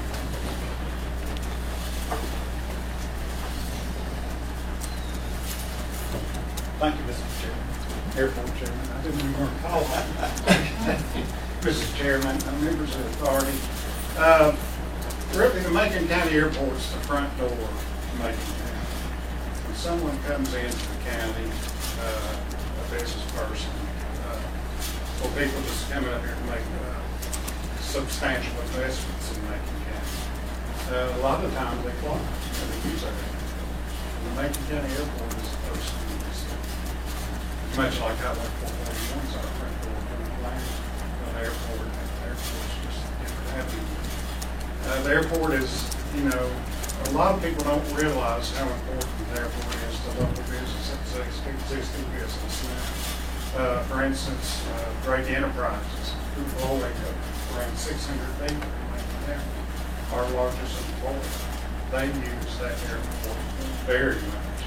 It's very critical to their operation.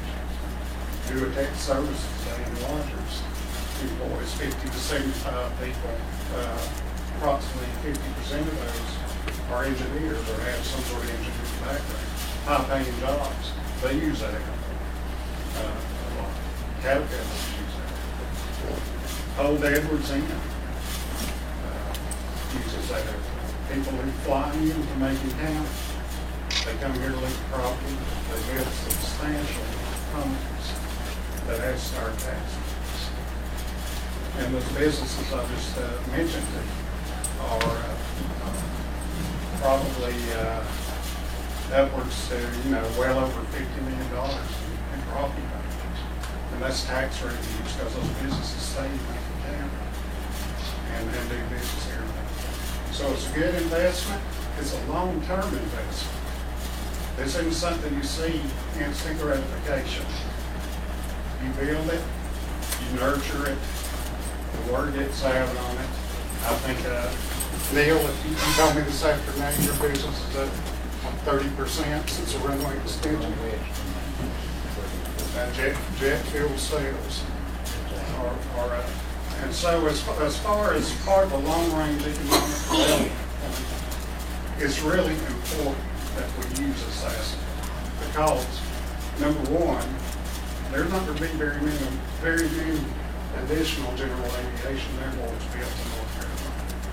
I don't think any of us are going to go out in Iowa Valley and break ground and try to build one from scratch. Like our commissioners back in 1969 had forethought. So, as far as our economic development potential for Macon County, this is very important. It draws people who can invest in our community and who want to invest in our community and have the potential to invest. So I would ask that you strongly consider matching that 10-to-1 match. Hey, I don't even think Ingles has 10-to-1 anymore. That's a pretty good deal, especially for the federal government. Like Molly said, we've appreciated your support in the past, fellow commissioners, or past commissioners, Commissioner Corbin and others. And we just want to move forward and make Macon County and Macon County Airport. Thank you. I'm going to ask our NPO if he just kind of give us a little bit of information as how your business has increased in the last couple of years. If you would please give us a little report. These gentlemen focus on economics, which is a big factor for the county. I'm a safety guy. I've been in aviation for over 50 years. I recently got an award from the FAA for 50 years of aircraft maintenance and operations and safety. The things that they brought about for the airport, the AWOS weather report, that put Macon County on the map as far as local television. It gives pilots flying in here instant weather information. Safety. A few years ago, we got in a GPS approach facility for this airport. Especially the jets that travel at a much higher speed really depend on that. These people and you all brought that about. With the runway extension that was completed a year before last night, we knew that a lot of jet traffic was going into Asheville. If we thought, and the reason being, commercial jet operations, their insurance says thou shalt not land on less than 5,000 feet. So when we added that extra footage, that started bringing more jet traffic into our airports. So, personal benefit to my business, I sell fuel. It's helped me immensely. And as I told Tommy, it's been about a 30% jump in spite of the national economy. I don't think the economy has affected the more wealthy, well-to-do people. And, I envy those people. I don't have any animosity. I'm glad they come. Because when they come into our airport, they buy fuel from me. That was, they rent cars. We have Enterprise came here, and the airport drew them here. They go to hotels, they go to restaurants, they go to shopping, and just go on and on. And these are the points that Tommy makes so well. The airport is just, it's an asset to Macon County. And the investment that we're asked to make into the airport as far as county costs is roughly 10%. I'd love to go buy a new car for 10 cents on the dollar.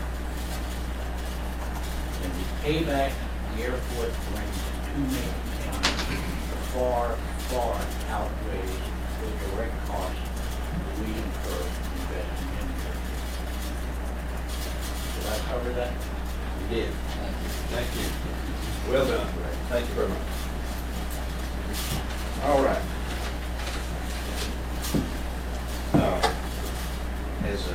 As Tommy mentioned, we have several industries here in Macon County that's more or less serve this airport service. It's industries we have. Also, Harrison begin to use our airport now. And I didn't realize until the other day, he took a picture of Mr. Hank Williams, who came in and left his airport, his airplane here over the weekend, retired. And he's getting $45 to $60 a ticket to see. You know, you'll just, did you go? Yeah. So that's the kind of people now that we're able to attract that brings money into our area. They say, well, Harold, you know, come on, Harold. Well, do you know that there's 135 people in Macon County that work at Harold? There's 45 people from Raven County that works over there. So they provide a lot of money for this area, for Macon County, and these people, even in Harold, they come over here and trade. So anyway, they're going to be used more and more, and it's going to help our economy. That's what I'm thinking. And the more we help our economy, the more people comes in here with money and builds nice big homes. It's a no-brainer, folks. That keeps our tax base. Well, we can keep our tax rate. Let me emphasize rate. We keep our tax rate at 28 cents. If we did not have the nice, beautiful homes in Macon County, some of them in Highland are probably $3-4 million. One of them, in fact, is close to $30 million. Ms. Wooders, and she pays $28,000 in taxes to Macon County. She uses this airport now that we got 6,000-foot runway. So what I'm saying is, as stewards of the taxpayers' money, we've got to continue to expand our tax base. Otherwise, we're going to wind up going backwards because inflation every year continues to rise.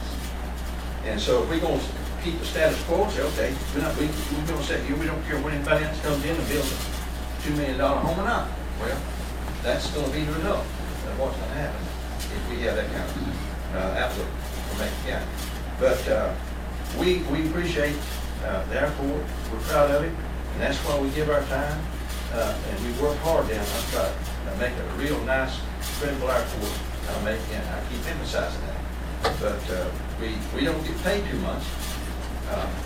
We've asked for a pay raise, and they said it's going to double our pay this year. So,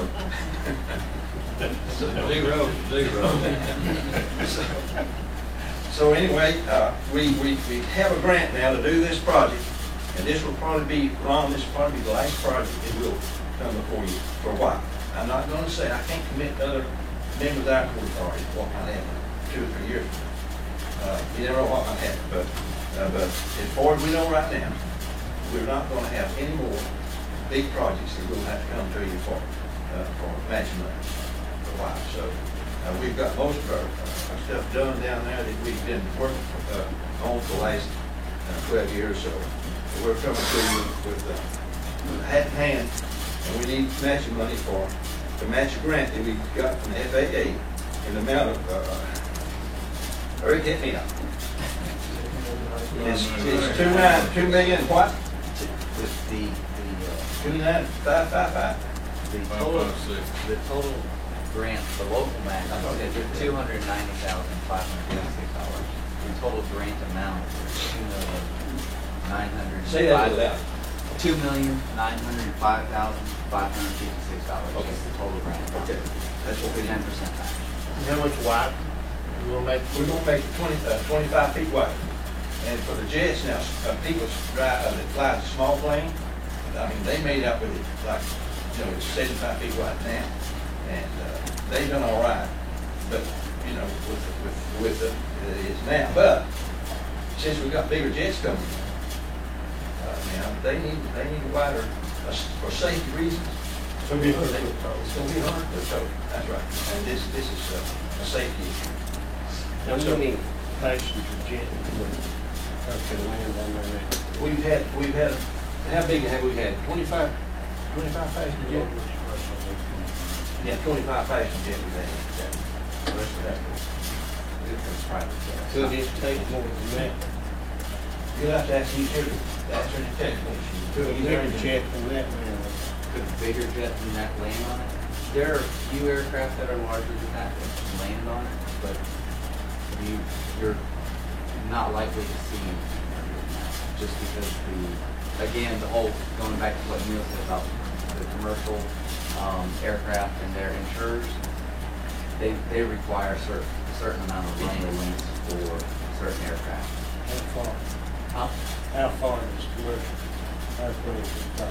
Well, most commercial airports require at least 7,500 feet.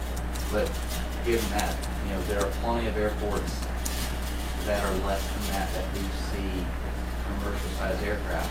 But when those operate out of there, they limit the load on those aircraft. So they reduce the weight of the aircraft and they reduce the number of passengers part of it is carrying.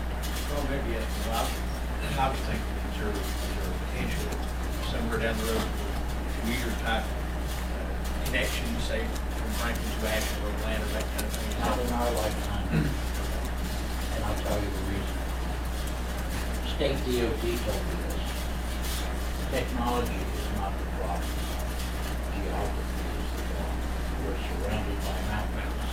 That's why our airport hours are 8 a.m. till dusk. We don't encourage people to fly in these mountains after lunch. And commercial operators, I was approached years ago by UPS, who love flying because they've got that big distribution center. But they do night flying. And they have to have an instrument program to go.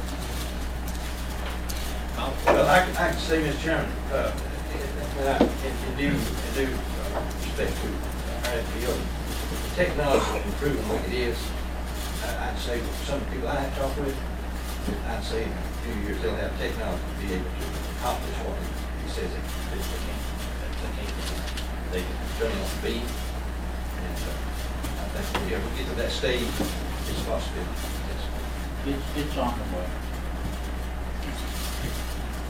I guess my question, anything like this, with matching funds or not, it's like something being on sale.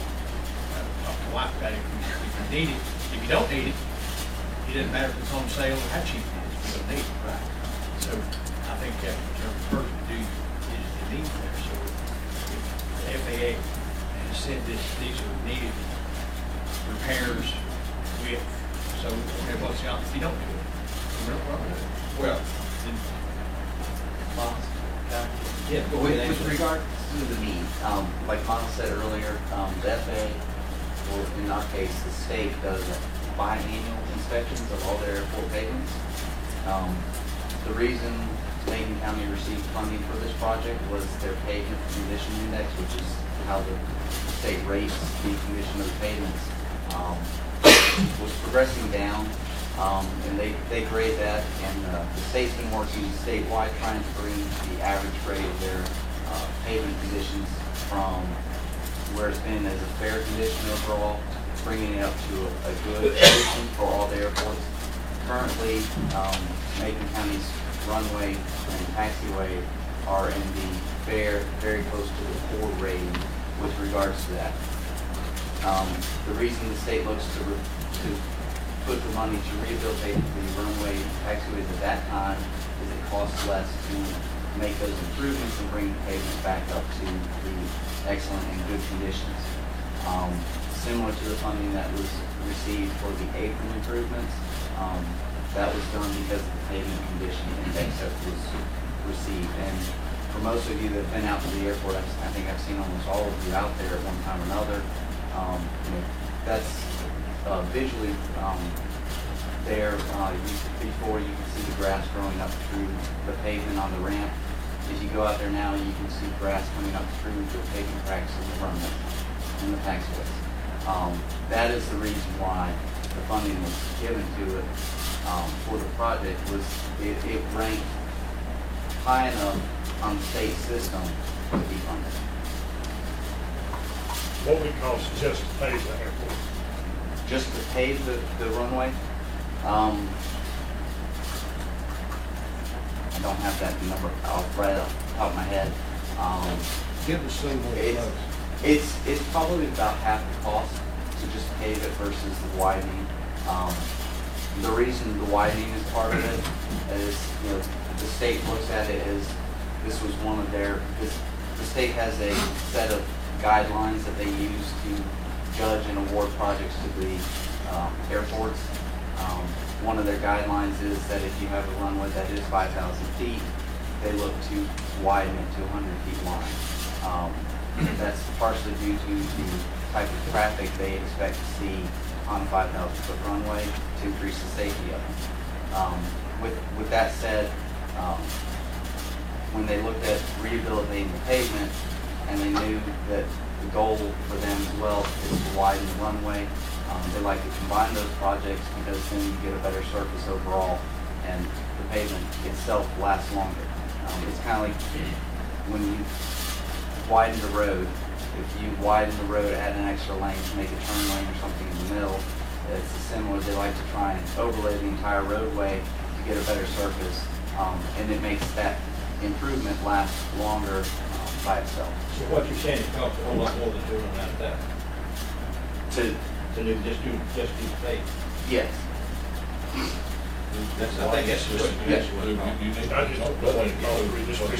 Yeah. It does. This project is also replacing the current runway lighting system,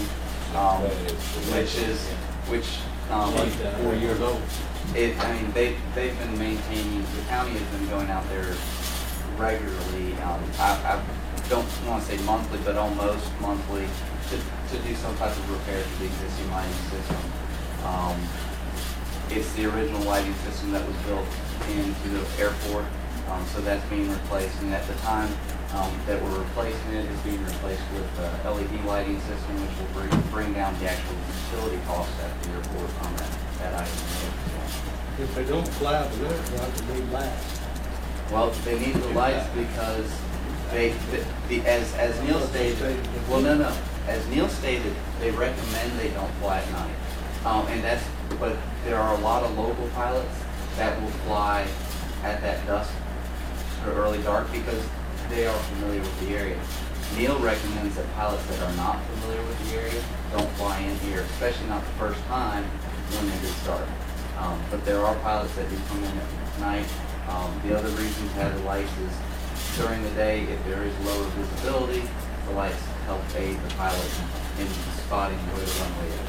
Remember Richard told us about him getting in trouble one night, not when he landed light for that. They looked like this.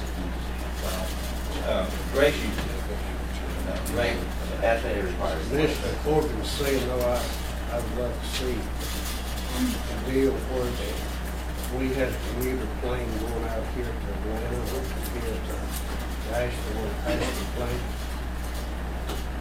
I know you probably didn't think of it, when I talked to you last time, I'd be out here talking to you people, so I did, and asked questions, many about that. And on about 6 or 7 different occasions, people said, well, why do we not have an airport that if we need to go somewhere, we can't catch a plane here instead of going to Atlanta or Asheville? That's got our own requirements. I said to someday, maybe we'll see it, I said, going up here, I didn't think I'd ever see a McDonald's here, and we got two. But I would love to see it one day before we would have to do it out here.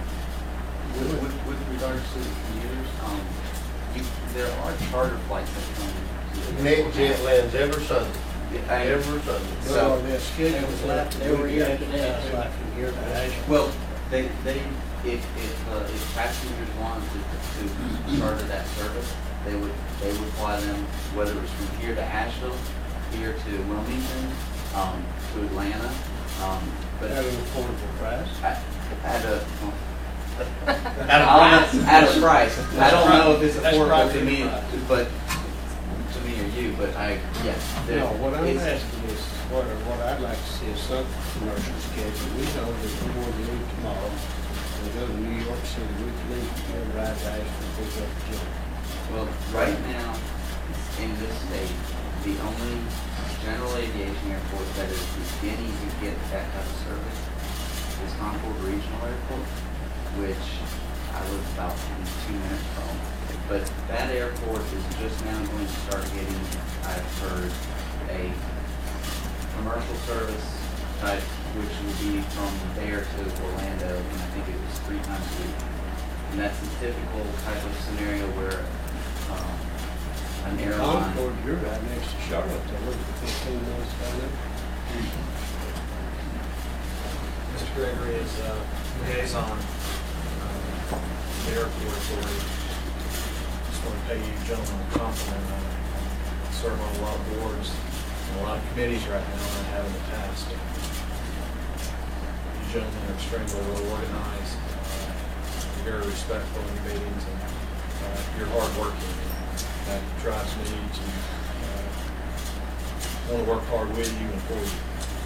We thank you for what you have done. We appreciate our your leadership It's been and giving us some direction. You've been a great asset to us. Thank you. It's been a great learning experience for me. It's been very rewarding.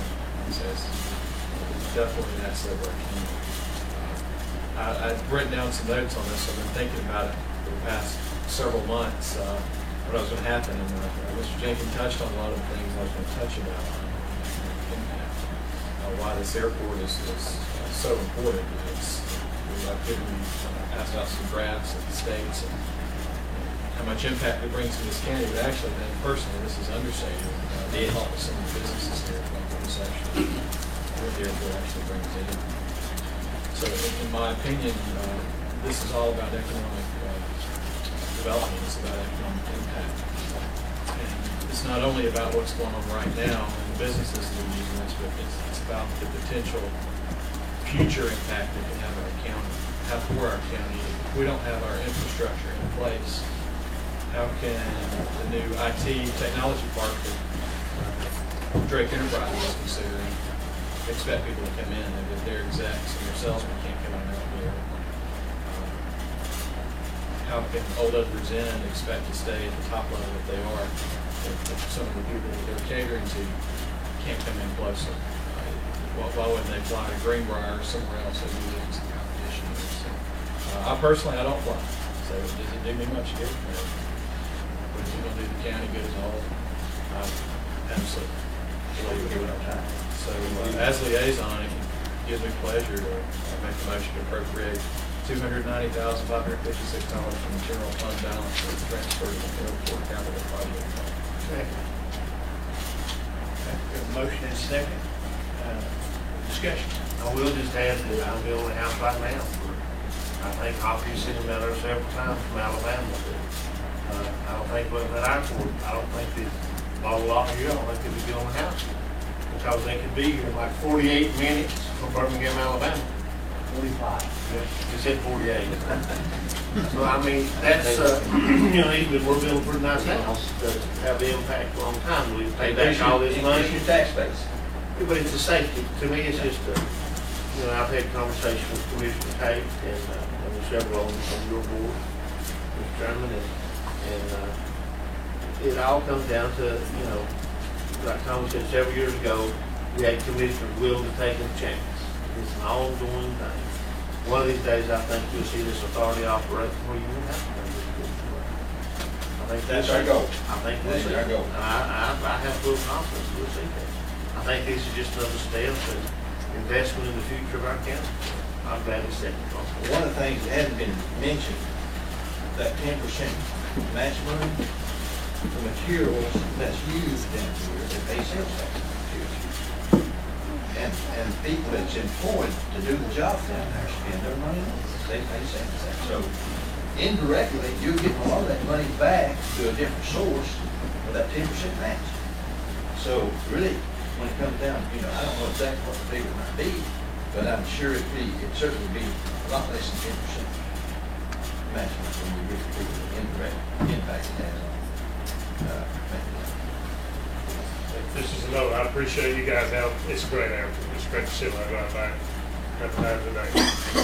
And it's not, sounds like we're debating, do we want to build an airport or not? I don't think that's a debate, we all No, acknowledge. So I'm doing that for the record, so people in Macon County know what we've got. I know y'all know, and that's not the issue. What we're doing is trying to make our presentation to you all for general people in Macon County. Well, no, hey, people don't even know what airport's at. In talking to the average person out here, you can hear some, and I've talked to a lot of people about this, you can hear some pretty descriptive terms about what to do with airport. And I've said on that. But for a little clarification, since we are educating people, give us just a brief synopsis of the of a entity like an airport. Okay. All the authority has, it was passed by the legislature and established by the legislature. Senate Bill 116. The authority that we have as an airport authority, we can do a lot of things as far as purchasing. We can go in debt, we can borrow money, we can't raise taxes. That's one thing, that's good. So we can do pretty much everything except that as far as our authority. We're a separate entity from the county. That's when we became an authority, the county commissioner deeded all the property down there over to the authority. So we have total control. And since that time, we have purchased property as an airport authority. We purchased the property right in front, from the bridge out to the main airport road there. That express. No, yeah, I knew it. I just wanted to hope that people pick up. Yeah, sure. That a lot of people think that Macon County taxpayers own that airport. The airport is owned by the Macon County Airport Authority. And but let me emphasize again, and I sound like a on the record, but I appreciate the county commission because without y'all, I mean, we're dead in the water. It's a partnership, we work together, and we've been very fortunate over the past few years to have unanimous support from the county commission for the last 12 years. We've had Democrats and Republicans all on boards, and they've all supported us 100%. So, I mean, we're grateful for that. Believe me, we really are. it's a great facility, and there's no debate about the economic benefit. It's just in this recession, and unlike Ronnie, I hope someday the purpose of an authority, the best way is for it to be sufficient. And, We're going to have a little seed money to get there, but we're fine. It's just a matter of how long does that take. And I'm not opposed to maintaining all of the facilities in the county. It's just the expansion area. Thing that concerns me in a recession, and dipping into our, you've heard us here tonight, we're dipping into this fund balance, just one thing after another. 30, I mean, you get a pretty good deal on this. 10, you're getting 90% in return for 10% investment. So it's not a bad deal. No, but the balance came from some tax or. Well, if we don't get somebody else, well, I mean, they're begging for it right now. It's like I say, 76 other airports in North Carolina. So we're just fortunate, lucky that they smile on us. We've made friends with Parks President, who is over the Southeastern airports all over the Southeast. And he likes this airport, he likes us, he likes y'all, and that's what we've been. And you've done a great, I mean, it's a great facility. There's no debate about that. It'd be economic benefit. It's just expanding it in this current economic condition. Well, if you can roll with us this time, I don't think we'll be back here before you. My objection, excuse me a minute. Sure. I think that we need to expand on the fatal crash we had down there. That could have been prevented had the runway been good point 10 feet wider. Am I right, Neil? Right. It would have been less than it. Because we went off the edge of the runway. And that's when the plane flipped over and exploded. So how do you put a price on 5 lines? Call the question, sir.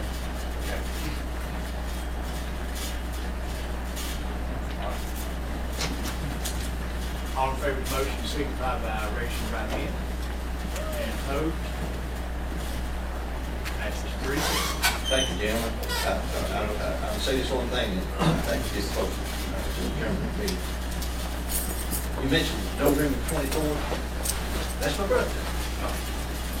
And I just reminded, when you mentioned November 24th, I'll be 78 years old, come November 24th. And about 2 months ago, a fellow asked me, how's your health? I said, it's pretty good right now. And I said, about a month ago, I said, I got deathly sick. And I got the flu, and I said, I told my wife, I got to call the doctor. She said, you better call him. So I called the doctor, and the secretary answered the phone. She said, can I help you, sir? I said, yes. I've got to see the doctor. I'm really sick. She said, well, it's going to be 2 weeks before you see him. I'm sorry. I said, 2 weeks? I could die in 2 weeks. She said, well, I'm sorry. I said, if you do, have somebody call and cancel this appointment. Well, appreciate you. Thank you. Appreciate you serving. Yeah. Appreciate That's what way you do for the county. Thank you. Let's be Volunteers. Thank you very much. Today's my birthday, Miles. If you want to throw $1 or something, you can go buy it. Yo, did you have that here?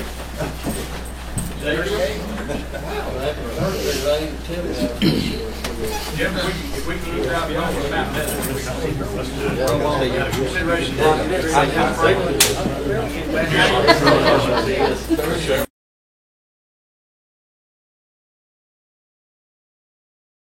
Okay with all of them, just make you aware of them. We'll post those on the website, received applications, and can schedule them accordingly, October, November, or December as needed. On the one, we can do, on making progress, I am the liaison, that this is on Orchard Department. You can get into all the details of how Lowe's had that, you know, it was transferred to the MPP. Stan Jeffries, his time has expired. Stan does not wish to serve on that no more. The name that's been brought to me is Bobby Sanders. Bobby is a commercial loan developer making bank. You need a bank on this board. We just have to do His expired 7/1 this year. So I don't know if y'all know Bobby or not, but he's local young man that does a good job at the bank, and he's willing. I don't know if he's applied or not. That's something that's. Okay, We need to get that done. but he will. I'm just going to make a recommendation that we go ahead and appeal all these appointments that we passed our next meeting. That we do all the appointments that we passed, July, August, September, and the October meeting. Make sure they're advertised. Hopefully we'll get back on the schedule in December, November, and December. I think it's called Bobby Sanders. Is that it, Mike? Yes. Attorney-client privilege, do we have a request for a closed session or no? Yes. We do. You do? Okay. For the purpose of preserving the attorney-client privilege. Okay.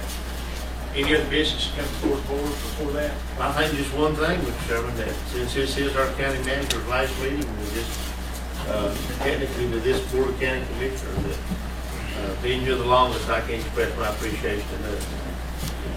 What you've done this county, for this county, and personally, and a lot of things that people don't know about that I do, and the county's been fortunate to have you and as a resident of Macon County.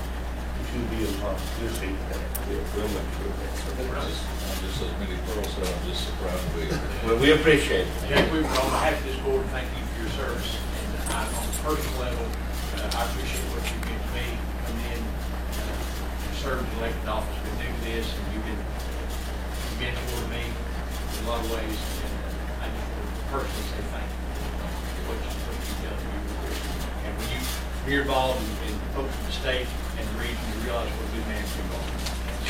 That's just the way. Jack, I just want to throw out there that I appreciate you being a positive.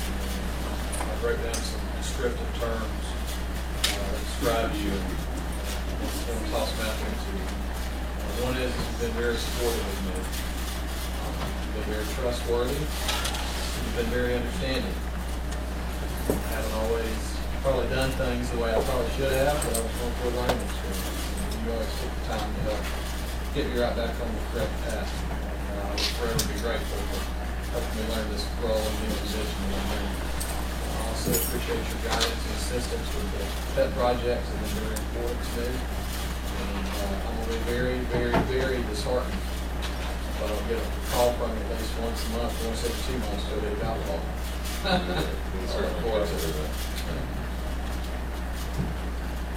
All right. It'll be a long time, but we sure will. Up this far, man. I know Paul, when he was. You call his job, nobody else knows. Years and years ago. He's no government job. I've never had a government job. I ain't I'm either. on commission. Well, I appreciate it, and we can do a little things before the end of the month. So the 27th, is that right? Yes. We'll be there. You can come and roast me then if you want this. It's up to you, Jack. Thank you, I appreciate it. Do we anticipate any action from this? Possibly. Oh, man. Either action or. Chairman didn't know what I don't know what it's about, I don't think. No. We need a motion to go into closed session. So moved. All in favor, say aye. I'm not gonna ask tomorrow anyway, so. You want to be called? Hey, Rick, you can stay or you can call me. Make this short and sweet. I make a motion, Mr. Chairman, that with the settlement of Mr. Patrick Bradshaw, who was the engineer for the water and sewer system down at the New Iowa School, for his final bill, he's requesting right at $30,000. I make a motion that we offer him a settlement, a negotiated settlement not to exceed 75%, and that money be taken from Retainage. retaining the contractor. retaining to the contractor's job who was ultimately responsible. Okay. Have a motion and a second. Any discussion? All in favor, say aye. Aye. Opposed? Motion adjourned, Mr. Chairman. Second. All in favor? Please. There you go. 24. Mr. Manager, but one more thing before you retire. Oh, Billy Bryson. Kevin and I need to have a liaison meeting with the school. Okay. Bye, Jimmy. Happy birthday.